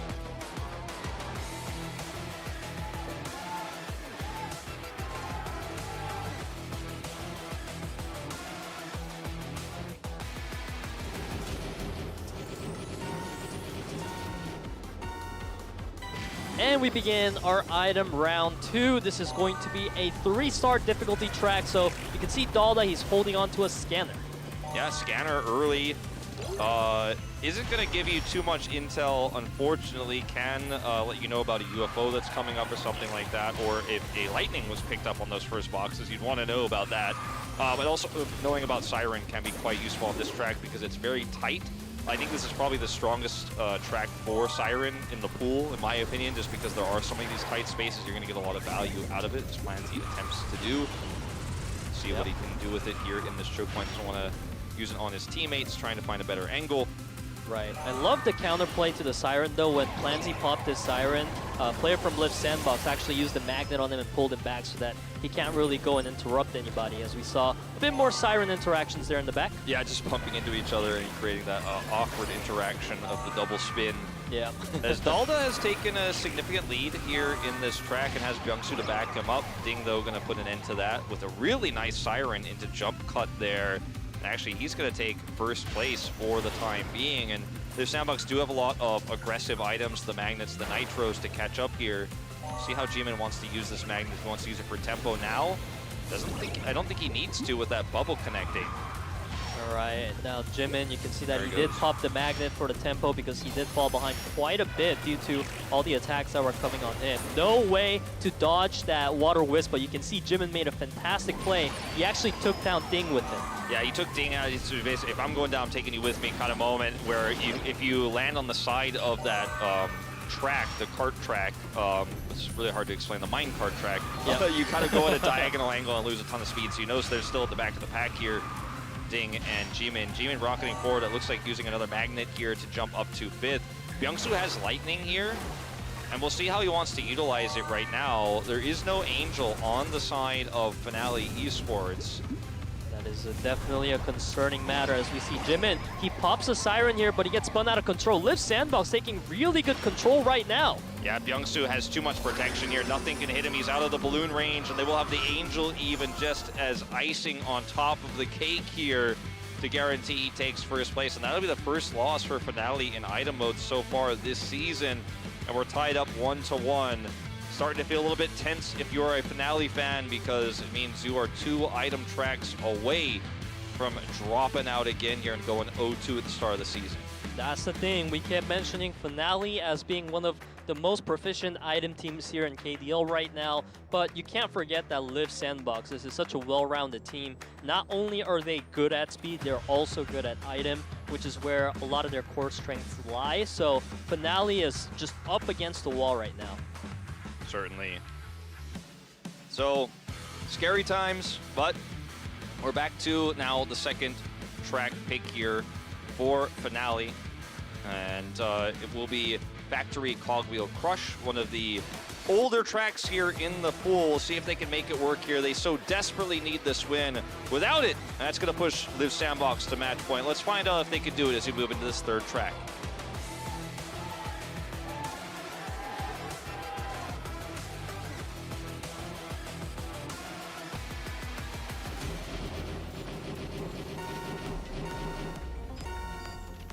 We are tied up in item mode between Liiv Sandbox and Finale Esports here at the 2023 KDL. It's regular season. It's early days, but Liiv Sandbox want to recover from a loss against Guangdong Freaks. FNL Esports, known for their item mode, but not in the lead right now. And it's interesting because Finale, they also need a redemption after losing to Rocks last time around. So it's a day of redemption, and we can take a look at the inventories here.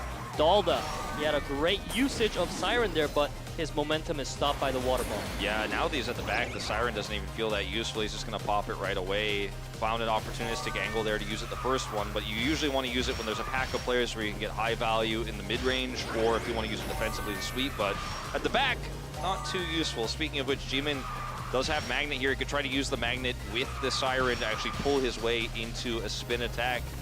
But it looks like he wants to be a bit more conservative, just pass his way through it, hold on to that Magnet. That was well played. Absolutely beautifully played. As we see Ding, he's really trying right now to build himself a significant lead, but Dalda is not going to let that happen. He fires off a missile. Ding couldn't get the shield in time. He actually got it right after he got hit by the missile, so he's going to lose a lot of momentum there. Yeah, he certainly will.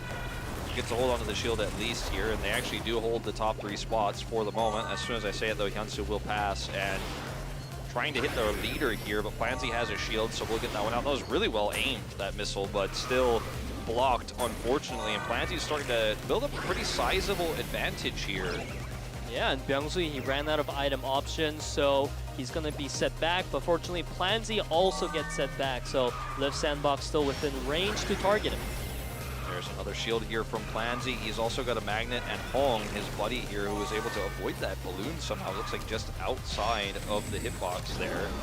And, I mean, this is looking really good here for Hong, Plansy, Ding. They all have the advantages. They also have Angel here. I think they're going to take the lead once again in item mode. Whoa, Jimin! Jimin! What?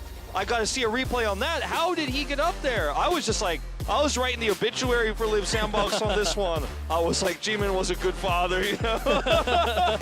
And then suddenly he just appears there. Even the observers, I think, didn't quite see it coming till the last possible moment.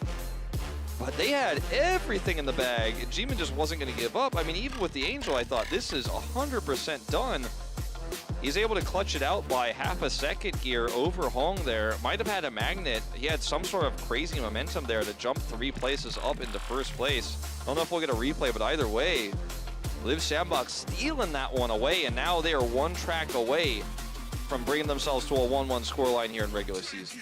That is what you call a one-man carry in item mode. Without Jimin there, Liiv Sandbox, as you put it, they were done for, but Jimin was able to clutch it for them, showing why he used to be the ex-item ace for the team, now performing pretty much as an hybrid, and he did his job so well. He certainly did, but now we're going to Graveyard Dark Castle. We saw this track earlier. It is a wild one here. This is what Finale needs to win to bring it to that 5th and final item track.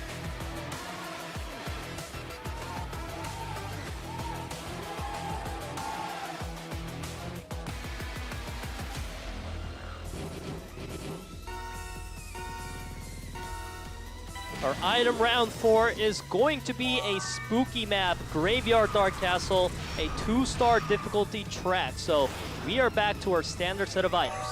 Yep. Pumpkins aplenty. And you know, it's the time of year getting close to Halloween. It's time to get those jack-o'-lanterns out, you know, and celebrate a little bit here. As I love the release timing of these tracks, and I'm glad to see some more track variety here. This one really reminds me of Shark's Wake in a lot of ways because there's not a whole lot of interaction on the track itself. You know, you have this portal and stuff like that, but it's not like the other Graveyard map where it's all about like, okay, you got to make these jumps. It's quite complex. It is really just about team fighting, as we like to call it here with the items. Yeah, and it was Liiv Sandbox who picked this track, so it reflects a bit on their team style preference, but right now we're seeing Byung-soo having a significant lead for himself. He's holding onto a Magnet, which is not very helpful, and you can see Ding with the double nitrous there. Yeah, it's a 2-star track as well, so no Siren, so you can't use the Siren to try to control the choke points or anything like that. It's really just about what shields you can use to build that lead in first place, and a lot of it's going to be about what items you pick up while you're there. You can see Byung-soo has a significant lead here, but nothing that Hong can't actually catch, but that EMP isn't going to help him against that spin out. He's got 2 EMPs now, and he's in 5th place, so he got some bad item RNG there. And now Byung-Soo's lead is even more significant than it was before. Dala is going to magnet his way forward. Lightning coming out here too, and this is looking very good for Liiv SANDBOX. Although, one big balloon. Oh my god, that water bomb also caught Plansy out of his magnet, and it buys so much time for Byung-Soo right now. Dudsy gets caught out by a water wisp as well. Who can catch Byung-Soo? Nobody can catch him, he's just so far ahead. Oh, that barricade. And I mean, you can't even see him. Like, it's already done. He's like ready to cross the finish line. As some good blocking here as Hong will get into the portal, but he's itemless, and that was fantastic. Liiv SANDBOX is absolutely crushing it right here in item round 4 because they want to close it off. They don't want to have the ace match, and Liiv SANDBOX, they take the item mode victory. Finale, they started off so well this season in item mode. They won 4 in a row. They had their streak, but Liiv SANDBOX strike back after the loss to Guangdong Freaks on Saturday. And dropping the L's here. This time, they're the ones who get the W. And I mean, as impressive as the strategies were for Finale in their last series against Rock in item mode, as well as they looked pretty planned out for this one. They chose item with the coin toss win. Liiv SANDBOX, I think, was just on another level. Item usage was great, but the speed mode was the shock and awe. I mean, the speed mode was just not even close, and Liiv SANDBOX showcasing that even if it's, you know, preseason have gone by, even if they weren't able to win that first one, they are just such a strong team. And some consolation here on the side of Finale, because starting your season off 0-2 with a tough schedule, as you mentioned, not ideal, and it does feel like the postseason is now so far away. That is certainly going to be a upsetting day for the Finale fans, but Liiv SANDBOX, as we put it, it would be so strange to see them down in 8th place, so they make sure that they don't fall too much in the standings. They take speed easily in a 3-0 sweep, and item, it was also pretty much a sweep, a 3-1 victory. What do you think's driving that car in our results graphic? How's it moving like that? Maybe the new AI? Yeah, maybe it's a really smart car. Yeah. I just always wondered. Keeping just enough distance from crashing into Byung-Soo. Yeah, not bumping Byung-Soo, not bumping the back there. Just keeping it safe, keeping it simple. Just like Liiv SANDBOX did in that first part of the series. I think decent fight there for Finale. And this org has just, unfortunately, they leveled their roster up, I think, in a lot of ways every single season, but have not been successful yet. I think there's still improvements to be made in speed mode for them, but against some weaker opponents and some of these rookie teams, they definitely have a really big chance to bounce back. So it's not hopeless by any means, KDL fans, for Finale, and Finale fans shouldn't lose hope either. But yeah, Liiv SANDBOX still looking strong. I saw a fan prediction that was 66% or so favored for Finale going into this one. I was a little bit surprised by that. Yeah. They were silenced after the series commenced.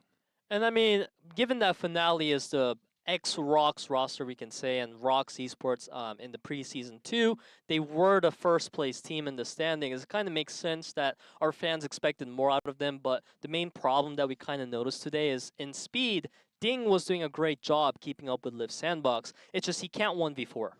Yeah, and I think Hong, obviously a very young player, still relatively unproven here in the professional leagues, has a lot of improvements to make. I don't want to say he's the weak link per se, but I think maybe some nerves going against 2 really strong teams in Rocks and Liiv SANDBOX early on in the season. And I think he has a lot of room to grow. He's still obviously a new player, still very young. So if he can make some improvements, I think the team will feel stronger as a complete full package.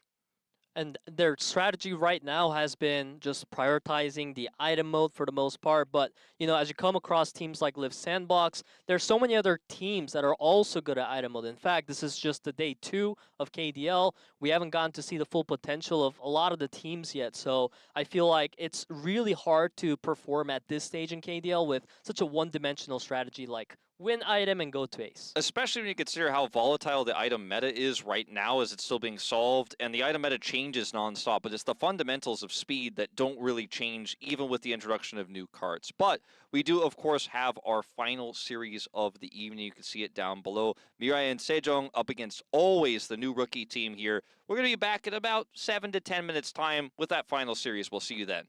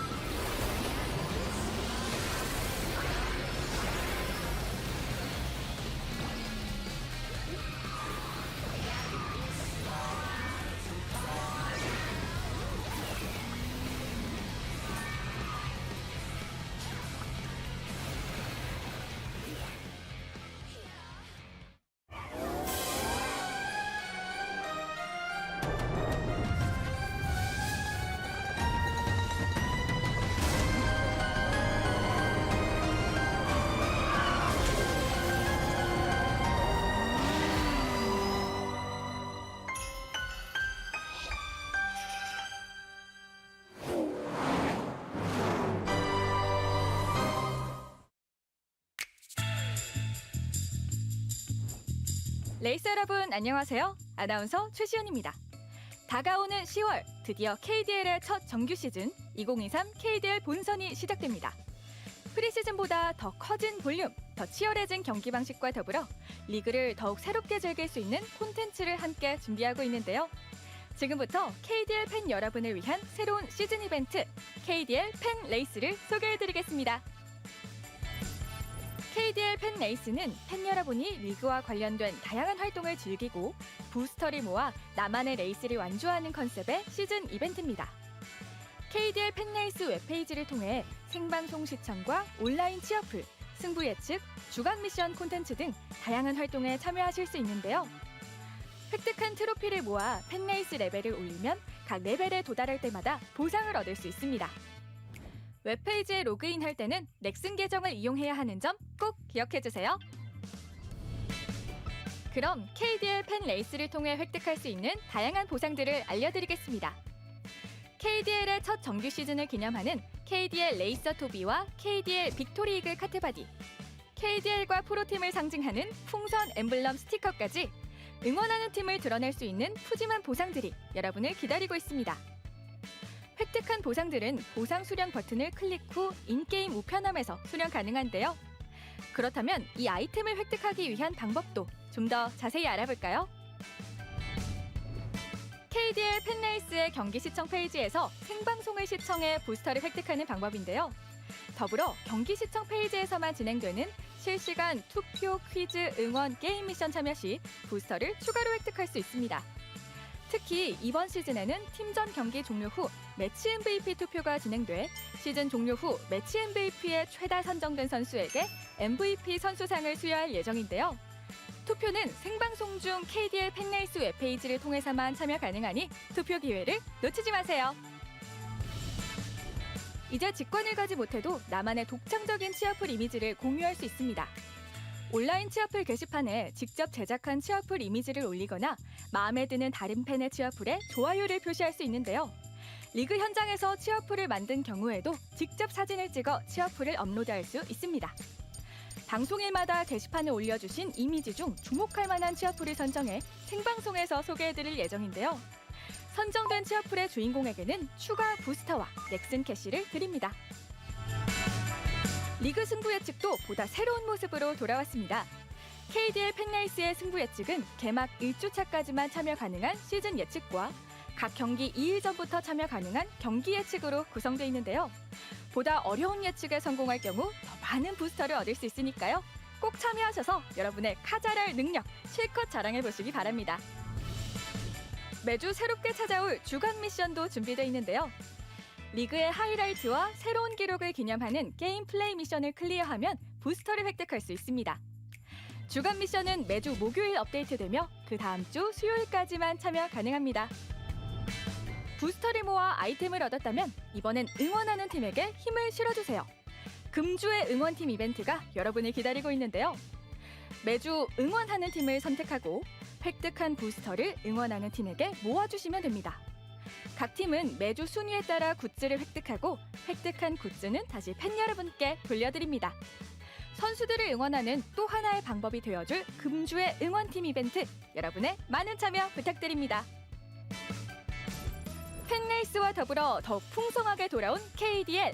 프리시즌을 마치고 이제 본격적인 출발을 앞두고 있는데요. 모두가 기다려온 KDL의 첫 정규 시즌, 팬레이스와 함께 지금 바로 달려보시죠.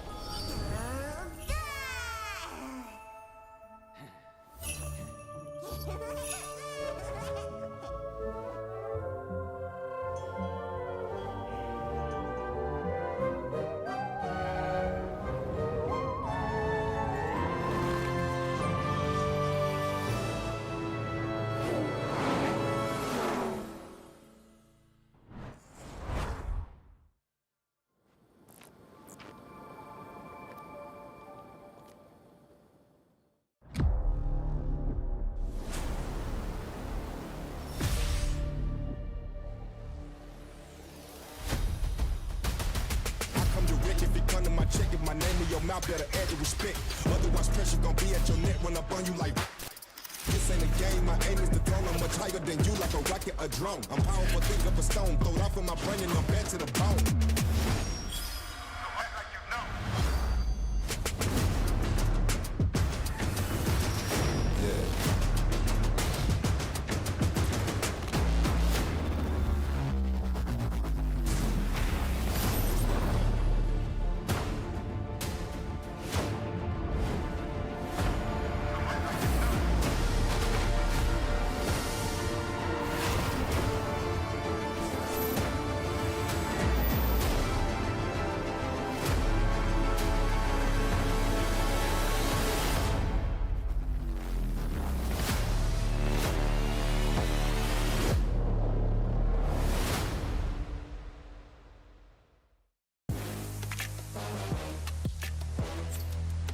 Welcome back, KDL fans. We're in our second day here of the 2023 season, and it's now time for our final series of the night, and it's going to be starting things off with a bang here in terms of walkouts, as MIRAENSEJONG, the kings of Kart Rider in terms of the legacy that this team holds, is massive, as Hojun is here on this squad alongside legend Hero, Knock, of course, a rising star himself, and Guard, who has a ton of experience. This is one of the most densely packed, talented teams you'll ever see.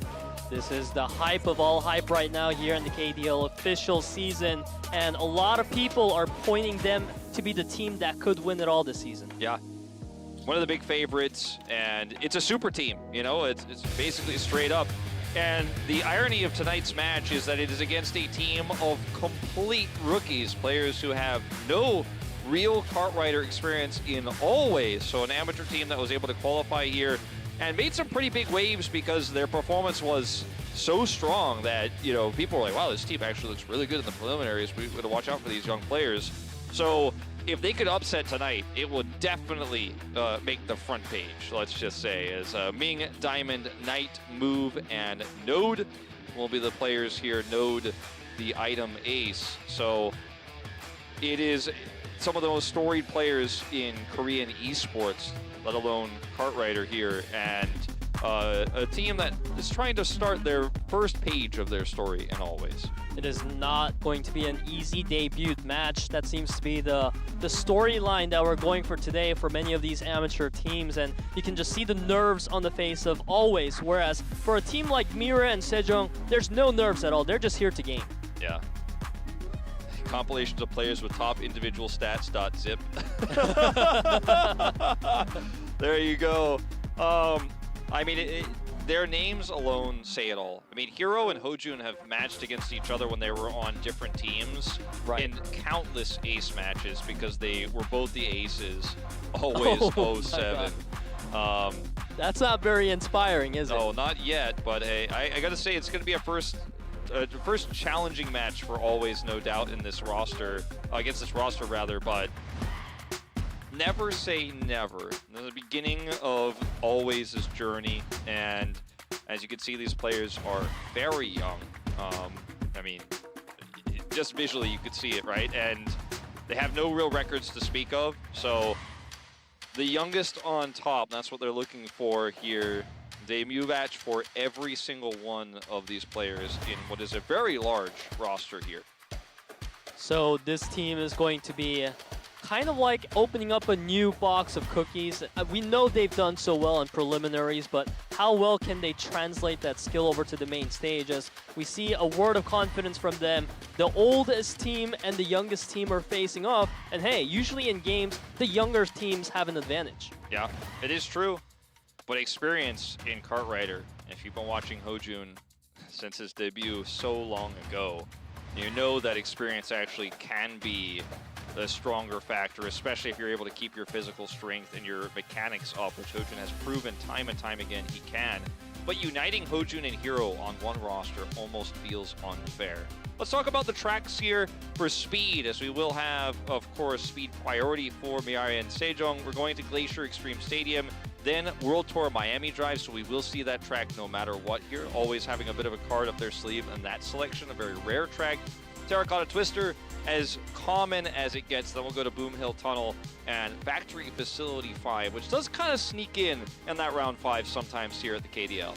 One interesting thing to note here is that Team Always actually got the coin flip win, and they chose item priority. So we're seeing that same strategy that Finale Esports played against Liiv Sandbox, where they kind of just gave speed up to Fate, and they really want to secure item. But now, this speed round 1 is going to be intense. Will MIRAENSEJONG crush the rookies? Let's find out in Glacier Extreme Stadium.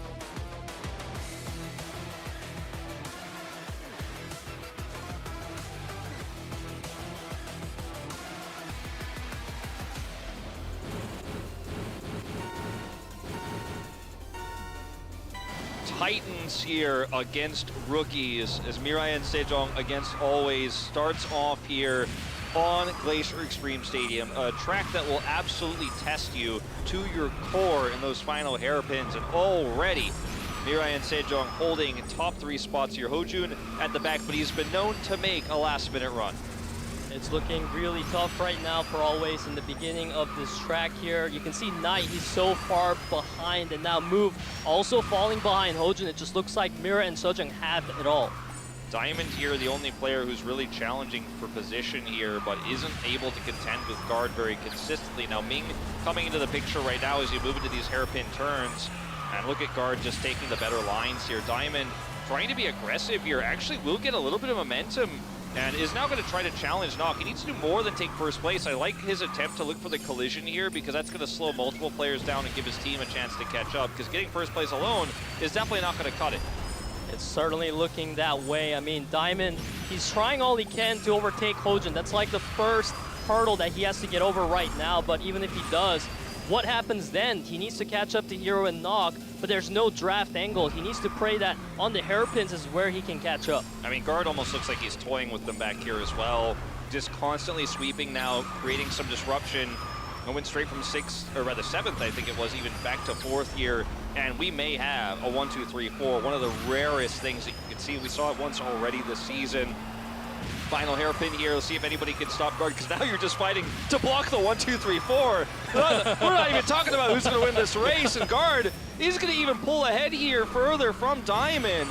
And as expected, a dominant first win here from MSJ. Will not be the 1, 2, 3, 4, as Diamond will at the last moment there pass Guard. That maybe it's just a like kind of pity move there from Guard, but man, this one was one of the most one-sided matches of Kart Rider I've ever seen. And of course, nothing against these new rookie players. They will get experience as it goes off, but when you were playing against some of the finest players to ever touch the keyboard and mouse. That was a seriously impressive feat from MIRAENSEJONG here. They're completely living up to the hype that everyone has expected from them. They absolutely delivered here. I was honestly expecting to see a lot of emphasis on Hojun and Hero holding the top 2 while the rest of the players really focused on sweeping, but that wasn't even needed. It just felt like every single player here just outperformed Always. Yeah. Now, I want to make sure that we tamper expectations a little bit here, because while these are some legends of the game, right, they haven't been able to look for titles yet in preseasons here, 1 and 2, and this is a weaker opponent, so I want to get hyped, but not too hyped just yet. And let's see if we can see a bounce back here from Always as we move into our first time for Miami Drive.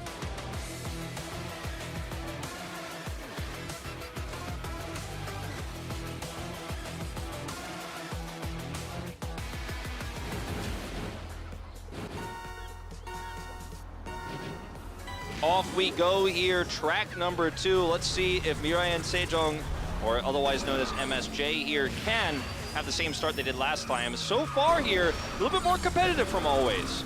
Yeah, this is definitely looking like a much better start, and it's no surprise given that Always did pick this track themselves. But MIRAENSEJONG, the way they are positioned is so dominant right now.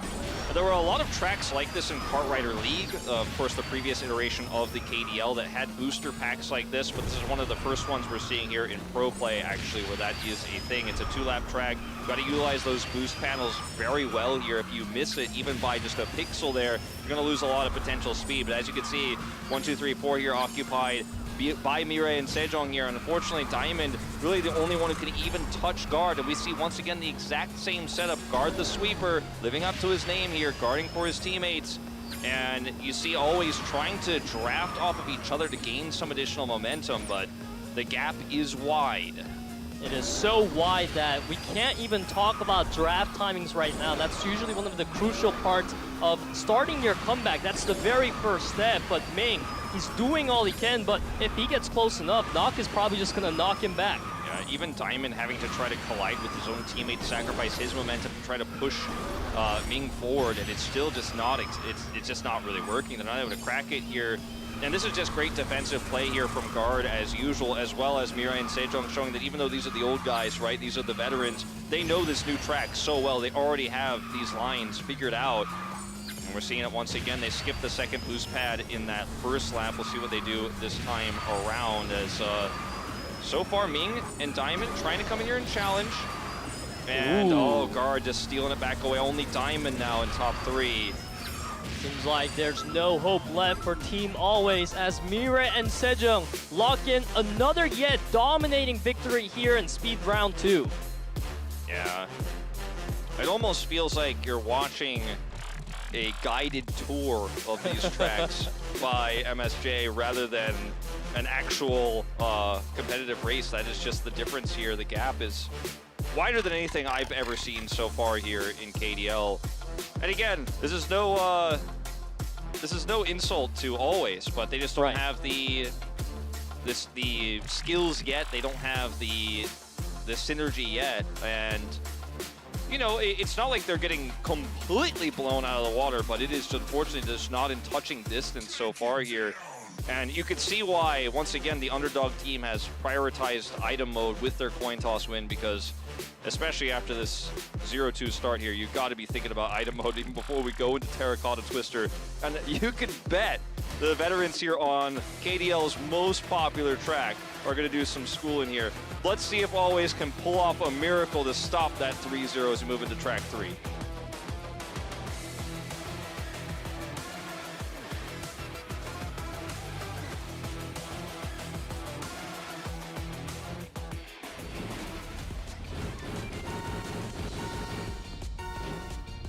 A match point here for MIRAENSEJONG already on Speed Round 3. If Always can deliver us 2 wins back-to-back, then we have the match 5, and that already sounds like such a tall task. And if you really boil it down to the fundamentals here, it's that MIRAENSEJONG have actually been cutting well at their start, use that extra nitro they build to actually take a lead around the first half of this first lap, generally speaking. And then after that, it's just straight up them having better understanding of the lines of the track. With no interruptions, they can take the best possible lines. That's why we saw a track record there on track 2. And then, unfortunately for Always, they're trying to catch up with Guard blocking in that 4th place spot. And he'll even sacrifice himself to make sure nobody can come even close to 1-2. This time we're seeing Always at least have Diamond and Ming to challenge here in this first lap, but you can see they're just not making headway as Nock continues to go further and further ahead. You can see a full second nearly there, the advantage for Nock.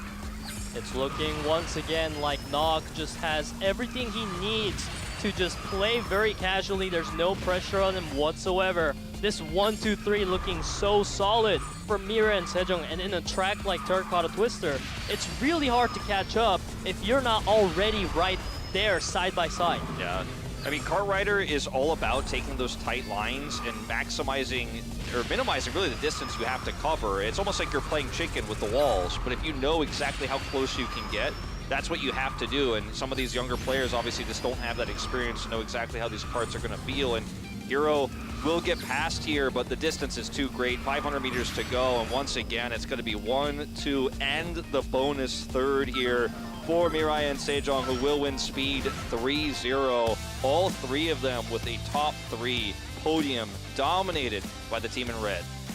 It seems like all the hype that we were hearing about MIRAENSEJONG were true. They made it so hard for the rookies to really showcase anything because it felt like they were just up against titans that were better at these tracks in almost every single way possible, whether it's the lines, the blocking, or the team synergy. This is the professional team that we kind of expect to see the level from a victory contender. Yeah. The history this team has, the experience they have versus a team that's just trying to put themselves on the map.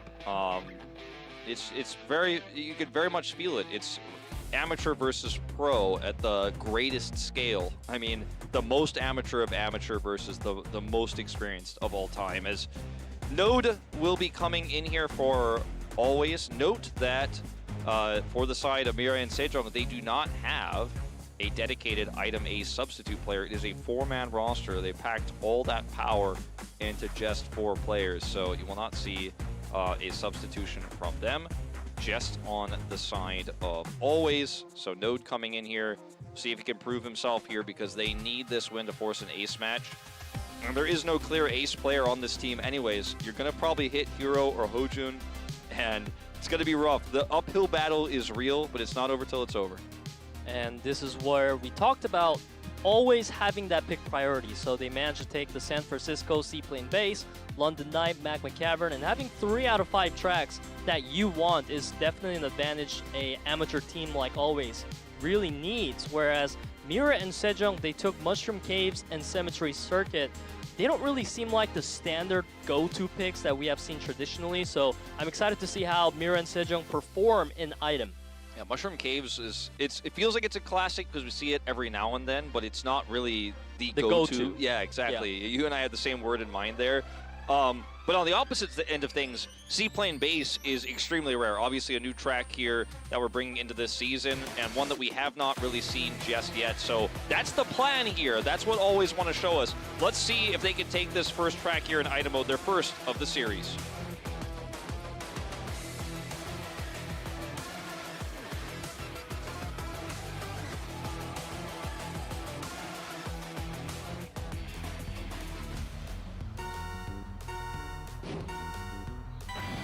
We kickstart our race now into item round officially here, and Seaplane Base is going to be a 3-star difficulty track, meaning the Siren is there for guard, and MIRAENSEJONG, they had quite a lot of confidence in utilizing these new items. Yeah, so guard wants to use this Siren defensively here because he had such a nice lead, but there's just no one to target except Diamond. He's even going to hold on to this. He's just like, all right, let's just buffer with shield and then sit up here at the front and try to look for a big value. Siren is going to get pulled back here now, and Hero will be the one to take the advantage here. The Seaplane Base, another one of those tracks that's the simple type. I would say there are some environmental hazards here, like giant banana, but for the most part, it is a pretty straightforward track. Now, this part can get tricky with the plane. You got to avoid those propellers there, as well as it gets quite narrow, as Guard's going to actually take this outer path here, splitting himself between himself and Hero, and it's just domination here for the most part so far. Item economy fairly even, but the advantages we're seeing for Hero, who's now massively ahead, as you guys can see on the minimap, is pretty real. Such a big lead once again for MIRAENSEJONG. Hero and Guard are just so far ahead right now, and given that Hero's equipped with 2 shields, on top of that an Angel from Guard, an Angel from Nock, it's so hard to imagine how Always can catch up. Yeah, I don't think a timing is going to do it at this point, as Guard's firing backwards here. I think that you will need to hit some of these shields off now. They've gotten rid of one, Hero picks up another on that next item block. It's only the 2nd lap here, so there's still some time. But the problem is, Guard is there. You know, you had Hojun there for a moment too. It's really difficult to actually get into range to affect Hero. And really, I think you're going to need like a rocket and a UFO to win this one. UFO just EMP'd, so Feels tough, man. I mean, Node is trying to get into that range now. He does have the magnet here from Diamond to pull Hero back, and now finally, in this final lap here, we will see that change happen. That was definitely a clutch play coming out of Diamond there, and now it seems like Always is in such a great spot once they manage to knock Hero down. And Guard, he's sitting on 2 Angels, but no one to protect, so all the momentum shifting. See if Knight can hold on to this. He has those 2 shields you mentioned. Oh, Hero Ooh. denied there. That's actually huge because that's going to give a lot of space here tonight. We're on the final lap. Not going to try to boost here and get into range to Magnet. He also has this Siren, so Knight's going to get hit by this. And now he's kind of got that insurance plan here with the Magnet. Even though he got caught by that balloon, he's got a chance, and that barricade was huge. My. Yeah, that completely knocked back Team Always, and now Knock has plenty of space here. Hojin coming in with the Siren. He's not going to be able to get in the way of anyone from Always, however, so Move, he is speeding off. That balloon has to be huge from Hojin. I think that's going to be the deciding factor here. And now Move has a shield. Angel shield coming through. There's the shield I was talking about, and that is going to guarantee him the finish there. That shield pickup came in so clutch because they had the tools to stop him, but finally, Always are going to put themselves on the board here. They will crack it. It was extremely close here on Seaplane base, but they are able to take it. That shield pickup, if it's any other item, I don't think they take it, but he grabs it, utilizes it well there with the Angel coming through, and he wins it by 0.04 seconds. Look at that time, 0.04 seconds. A miracle win, but their first of the tournament. I love the fact that Always played that really, really well near the end, despite having a tough start to the match, because near the end there, you were pointing out how Hojin had a water bomb locked and loaded, and it's going to be pivotal how that is aimed. And I love the fact that the left route was being taken in advance, because they were already aware of that. Yeah, they were definitely aware that that was an item they need to watch out for. Now we're going to go into MIRAENSEJONG's first track selection here of Mushroom Caves. Another pretty simple track, but there are some pivotal turns, which you guys will see when we go into the track, where you can try to use them to avoid items. But the final stretch right before the finish line, there's a small narrow bridge there, but overall it's pretty open, so kind of anything goes. If you think you're winning, you better make sure you got some defensive items, because we are going to see water balloons and rockets fly at the end. That is certainly what we will see here in track number 2 as we move into Forest Mushroom Caves.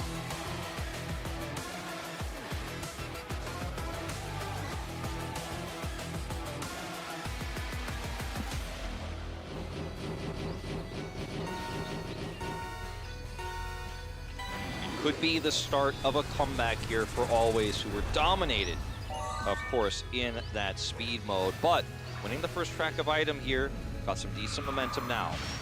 Certainly the momentum has shifted for Team Always here, and you can see that being really reflected here in the standings as well. And this is track number 2. It is picked by MIRAENSEJONG themselves, so we'll see how that confidence really translates here, as we see the backline is getting held back by these water bombs, so much so that I feel like the top 3 is going to start to really distance themselves. Yeah, and it really has been a pretty big shift here. Guard actually taking that first place spot, trying to avoid that water bomb he knew was coming, but just clipped on the end there. And now Node in first place. See if he can get some value out of Banana. Yes, he does. Well played and well communicated, actually, that he's going to drop the Banana in that choke, and he does end up getting value. Barricade avoided, but he won't be able to dodge the EMP. Great dodge on the water bomb. These players are so good at knowing the exact radius and then staying there on the edge. His Wisp will come out. Diamond, he's got 2 shields. He's got first. He's got a defensive Angel here. It was unfortunate, misses the shield there. That's really unfortunate. That was nice position he had, but I just forget everything I just said. Momentum back now into MSJ. That is certainly the case, as we see Hojin with some excellent blocks right now. I love how he keeps maneuvering to block out the players from Always, as now Node takes the lead. He does have a lot of defensive options, but if you take a look at his team, they are quite far behind. 2 Magnet Rushes available here too, and there's just not much Node is going to be able to do about that here. They're going to pop the Angel early, but as you can see, Magnet's coming out here. Knock, all he's going to do is aim that one well. Here comes Boost into the Angel, and they can just crush the final moments there. They had the right tools to use that old item meta to finish. And like I was saying, there's a small narrow bridge there right before the end, but it's really just kind of an open area where if you've got enough defensive items there, you can just rush for it. They had the Angel, pop that magnet, Nitro through to the end, and bringing us back to preseason 1 a little bit there with that finish. That certainly gave the nostalgic vibes for the item mode, and it's no surprise given that it was a 2-star track difficulty. And I feel like always they've shown us a pretty good round 1 here in item mode, and it's not like the round 2 here was one-sided for MIRAENSEJONG by any means. So we can really see that Team Always, they are much better at item mode, and they do have a chance to take down MIRAENSEJONG to get us to the ace match. Yeah, could certainly happen, especially considering, we're moving now into their track selection of London Night. Another 2-star track here. The older style, very relevant here. The same type of wind condition that we saw MIRAENSEJONG take on that last map of Mushroom Caves. We'll see if they can pull it off here. If they did, they would be 1 win away from bringing us to that ace match. On the other hand, 1 win away right now is MIRAENSEJONG.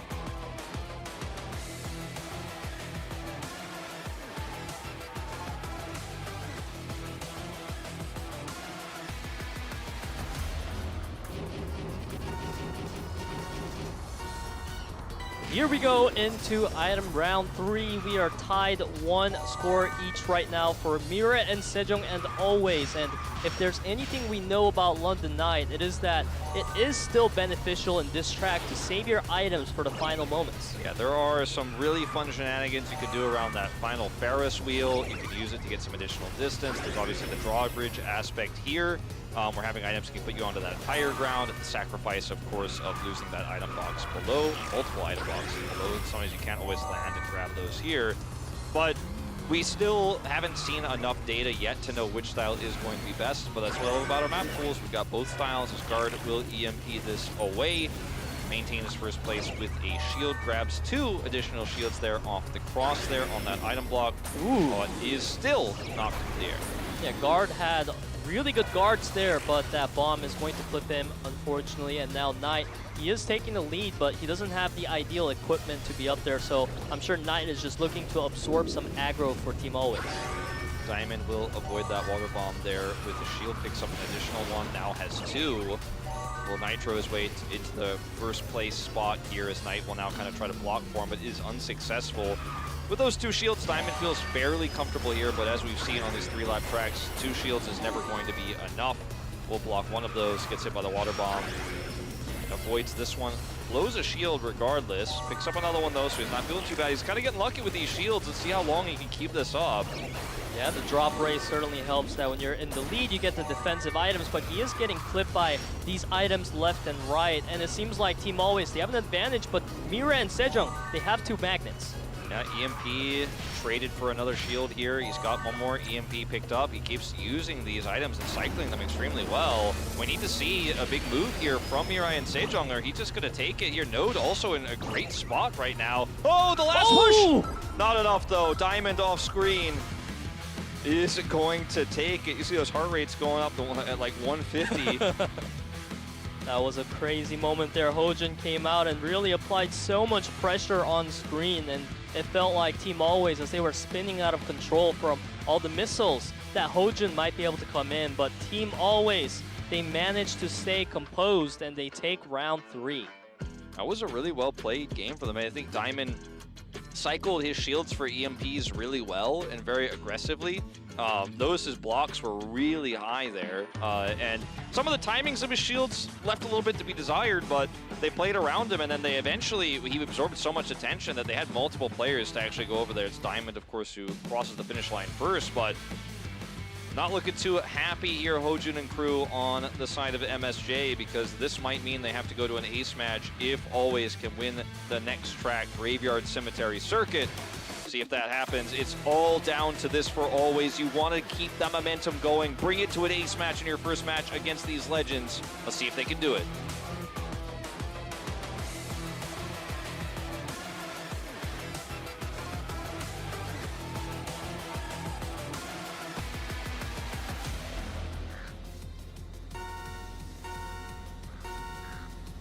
Always leading 2-1 here in item mode over MIRAENSEJONG, who did take speed. We are potentially one track away from an ace match. We'll see how this one goes here. One of our newer tracks, we saw it earlier today. Big Balloon. We love seeing those water bombs connect. Always exciting stuff, but keep in mind that Cemetery Circuit is a 3-star track. Although we haven't seen the new items yet, the fact that sirens are going to be around is very scary. Yeah, I feel like you could see the jack-o'-lantern space in the 3rd star because it's a track it's got a lot of environmental hazards, and not the traditional kart rider drift environmental hazards like a door closing or something swinging through or a propeller plane. It's just the track itself has a lot of jumps. It has a lot of hazardous locations where if you get hit by an item, you will fall off, and we saw it already there on the first lap. We're moving into the second one now. Node has a lead, but not a massive one, and Hojun will actually pass him here. Advantage definitely MIRAENSEJONG's right now. Certainly seems that way as Hojun picks up 2 shields for himself, so he's going to be able to dodge out from a lot of these attacks, but the UFO timing, just as you put it. Yeah, I mean, that's exactly what I'm talking about on this track. You get caught by an item at the worst possible place, and you're going to get double whammied because you're going to get Lackitude back onto the track, and that is really unfortunate there. Node now going to be pushed up into first place here with Move. See what items they can get. That Wisp not going to be too useful for Move. Unfortunately, he'll be caught by one himself. But he just returns the favor now on Hero with the Wisp of his own, as we see Guard doing all he can to catch up. He does have a Nitrous there as well, so it's going to be easy for Guard to catch up, especially with that UFO. Yeah, so see if he wants to hold on to that Nitro. In fact, his Move will push up here. The answer looks to be no. Well, thought he was going to use it right there, but just trying to battle for this next set of items and try to knock each other off the pit. You see one fall down there. Guard can actually get EMP, or rather UFO'd here at the worst possible time. It's the final lap now. Node only has 1 shield left, but where are the attacking items? One more item block to grab. Diamond gonna eat this rocket and the balloon. And it looks like Hojun now in pole position. It's gonna be so close, actually. What items they get? Rockets had to be traded. Hojun shields it. 300 meters to go. Node, he's holding on to shield and he pops it right now expertly. The lightning comes in to stop Diamond's momentum, and Diamond, he's able to go against all odds and bring that first place home for Team Always. Oh man, I mean, the heart rates were going crazy for this squad. You could tell the passion was there. The lightning came out. It didn't look like it was going to be enough. Diamond sails across the finish line despite everything, and what was essentially him against the world there as the rest of MIRAENSEJONG were barreling down on him right behind him. Look at the difference here. Once again, another 0.4 second finish difference here. The margins we are seeing are just so thin. I am certainly impressed by the way Team Always has managed to basically turn around the whole tempo of the game today against MIRAENSEJONG, because frankly in speed it felt like they had no shot at all, but here in the item mode they were able to bring us to that ace match through a 3-1 victory.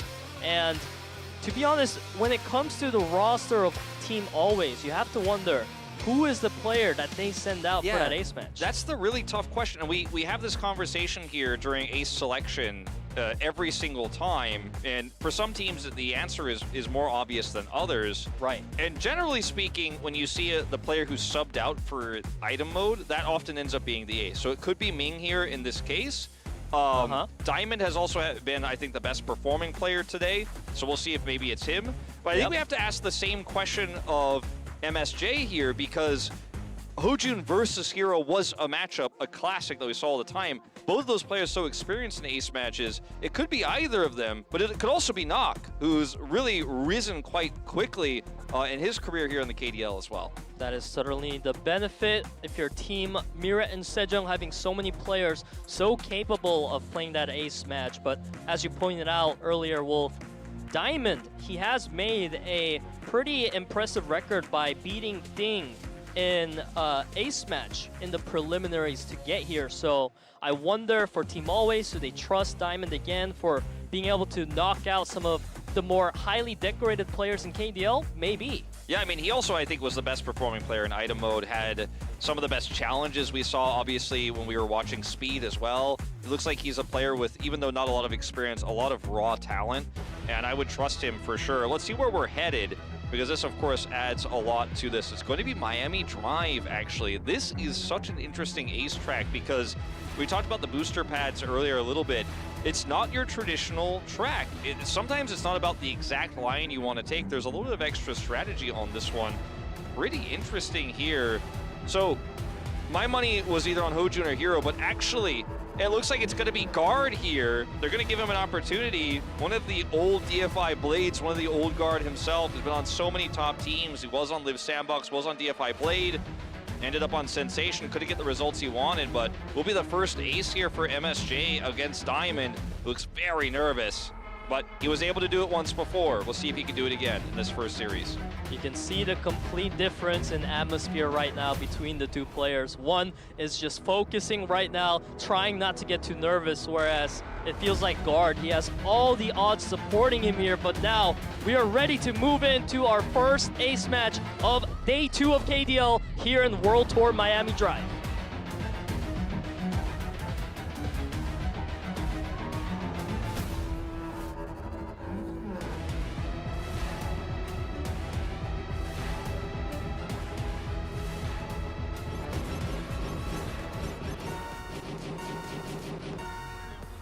The ace match has begun between MIRAENSEJONG and Always here on our new track, Miami Drive.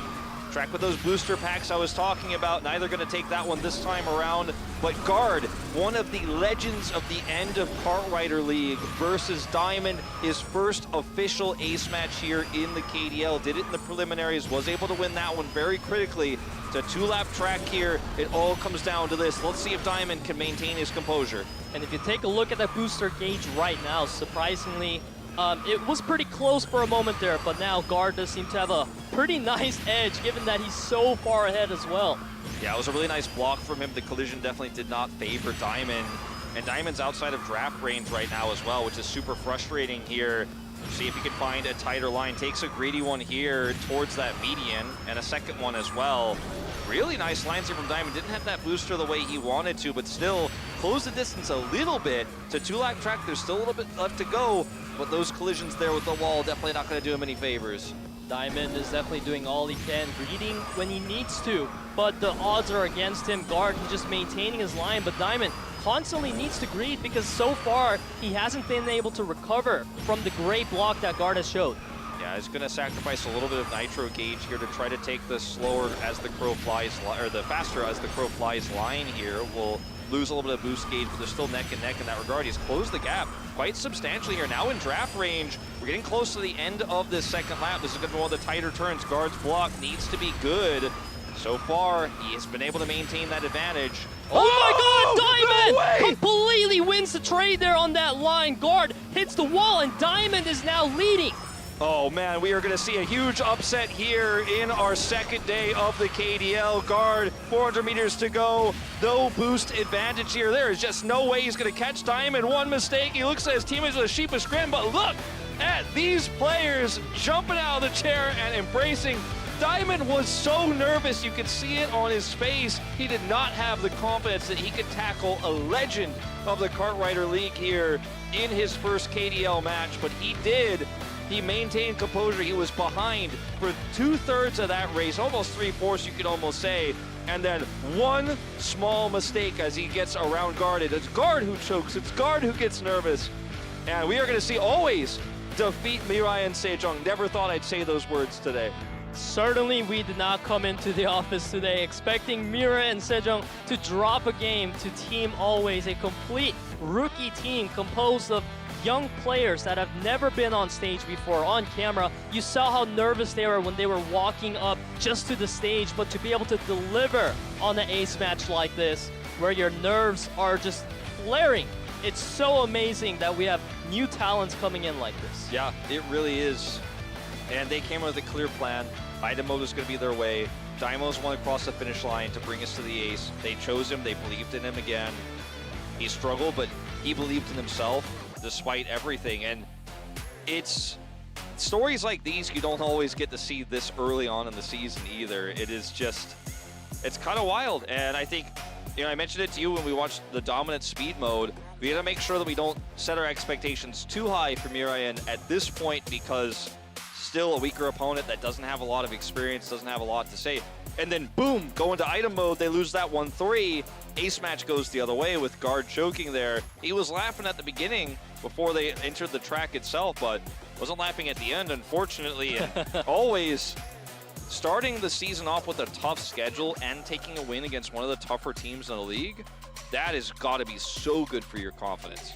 This is like a story straight out of a novel. The dream that these young players had coming into today to be able to upset a victory against the legends of Kart Rider League themselves. And it wasn't even like MIRAENSEJONG had a bad day. You Right. know what I mean? They didn't play poorly. Their speed mode was extremely dominant. Item was very close. I mean, those 0.04 second differences, like, always squeaked by in those. But all it comes down to in the ace match is one mistake. And we've seen it so many times. How many times have we seen Neil make that one error in that really critical race, that one that matters the most, and the upset loss goes over? This is one of those nights, and I would absolutely still say, I think, walking away from today's match, MSJ, much stronger team. I would actually say that. But they don't get the W on the day because Diamond clutched it out. He was able to maintain enough speed there to actually close the gap, took those aggressive lines you were talking about, got close enough to that one mistake from Guard is all it takes to actually take the upset win. And that's what this league is all about. Absolutely. We love seeing the amateurs be able to beat the pros from time to time like this. And for a player like Diamond, who has started to definitely build a reputation for himself through the preliminaries by carrying his team through many tight moments, but the feat of that compared to being able to pull that off here in the KDL main stage is just certainly on a completely different level. So I feel like a lot of new fans are going to be developing now for this team. Absolutely. It's like when Ghost won against Kwangdong when he was, it was a controversial race. Of course, everyone remembers it, but when he was able to take that win over World, people were like, who is this guy? I'm really interested. I guarantee you there's going to be a lot of really interesting discussions happening on the Korean forums, and of course with you guys globally as well. And we'll have a post-game interview here on the Korean stream, so if you want to check it out, you can check it out. But for us here, we're going to take a look at today's matches and, of course, the results. So we did have 3 matches here, as it is the Wednesday day. Starting things off with, it's NUTMITE and Desperado. That the logo always makes me grin.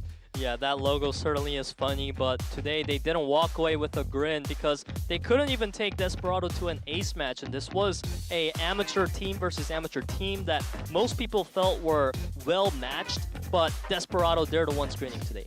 And NUTMITE, I mean, they made it very close. Both of those modes did go to 5, but Desperado was able to play the better game in both 5 and 5 for item and speed. So, you know, I think this was very close to being the maximum tracks going to the full 11 and the ace match, but NUTMITE put up a good fight, weren't successful.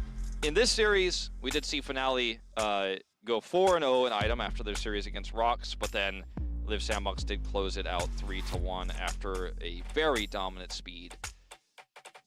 Yeah, it's interesting to see that Finale, they attempted the same strategy as Team Always did today, but it didn't work out. There was no sunshine on this side. They needed to win item, but Liiv SANDBOX showed that not only is their speed good, but their item is really on point with the current meta. Yeah. They've been able to update, and with the roster staying together, obviously not having to deal with any team synergy things or anything like that. They had to deal with it in preseason 2, with some of their members, of course, going to mandatory military service. Not to be the case in our first season here in 2023. And our final series, you guys just watched it, or if you missed it, wow, you came at a bad time.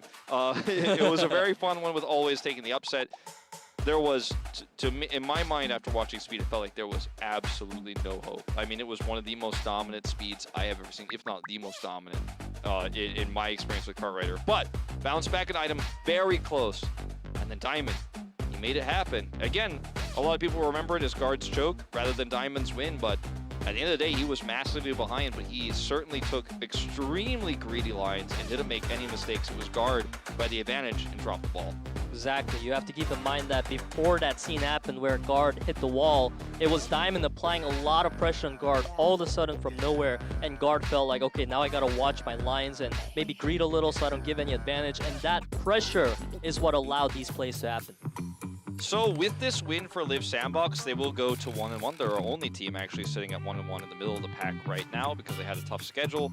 But Liiv Sandbox and Desperado still at the top. Desperado picking up that win.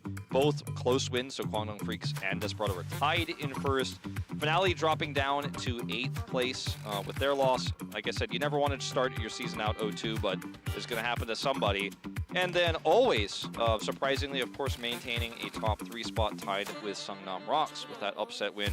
Feels great when you beat one of the toughest teams in the league this early on. You know it's out of the way. You can focus on easier things. You can focus on improving your fundamentals.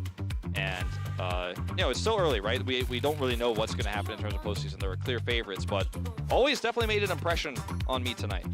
And as we get to the postseason, the set wins and round wins also really matter. So for teams like Kwangdong Freaks and Desperado, not only do they have that 1-0 record, they must be feeling pretty good right now going into the postseason. Whereas Finale Esports, yeah, they're 0-2 and they have so much time to recover, but the -3 and -5 is going to really hurt them. Yeah, that is a really good point that you mentioned. The -5 does feel bad. We will be back on Saturday, of course, the 14th. So there is going to be, because it's Saturday, we have 2 team matches. Desperado against Kwangdong Freaks, both currently tied for first right now, so that should be pretty exciting. And then Always against NUTMITE. At this point in time, I think, even though Always did just defeat the super team, I don't want to get overhyped for them just yet. But, I mean, I think that match should be very competitive. I think it could go either way. Certainly could. And of course, the solo match to round out the day will be the round of 32 Group B, and we have players like Hero, Navi, Pung, Acidfly, Sungbin, Scald, Shelly, and Spec. I feel like the names Shelly and Spec are the new ones that we're not so used to. Yeah. But Scald definitely left an impression on us today. Oh yeah, Scald looked really good today. Obviously, you know, Sungbin and Hero, Acidfly very popular. Navi, I think, trying to still find his footing. But yeah, it's a good group that we will have, of course, on Saturday. So make sure to tune in. Check it out. It is going to be very exciting. But that is all we have for us here on our 3-team day Wednesday. We'll see you guys for more KDL action on Saturday. Nobody like me. Come after me. Come after me. Come after me. Come after me. You think you got me?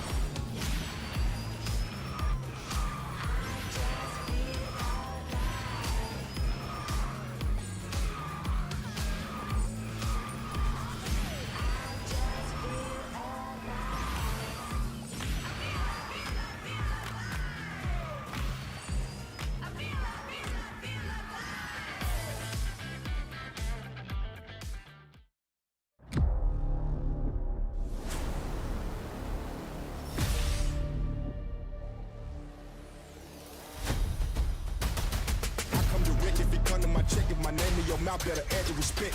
Otherwise, pressure gon' be at your neck when I burn you like. This ain't a game, my aim is the throne. I'm much higher than you, like a rocket, a drone. I'm powerful, think of a stone, throw it off in my brain and I'm bad to the bone.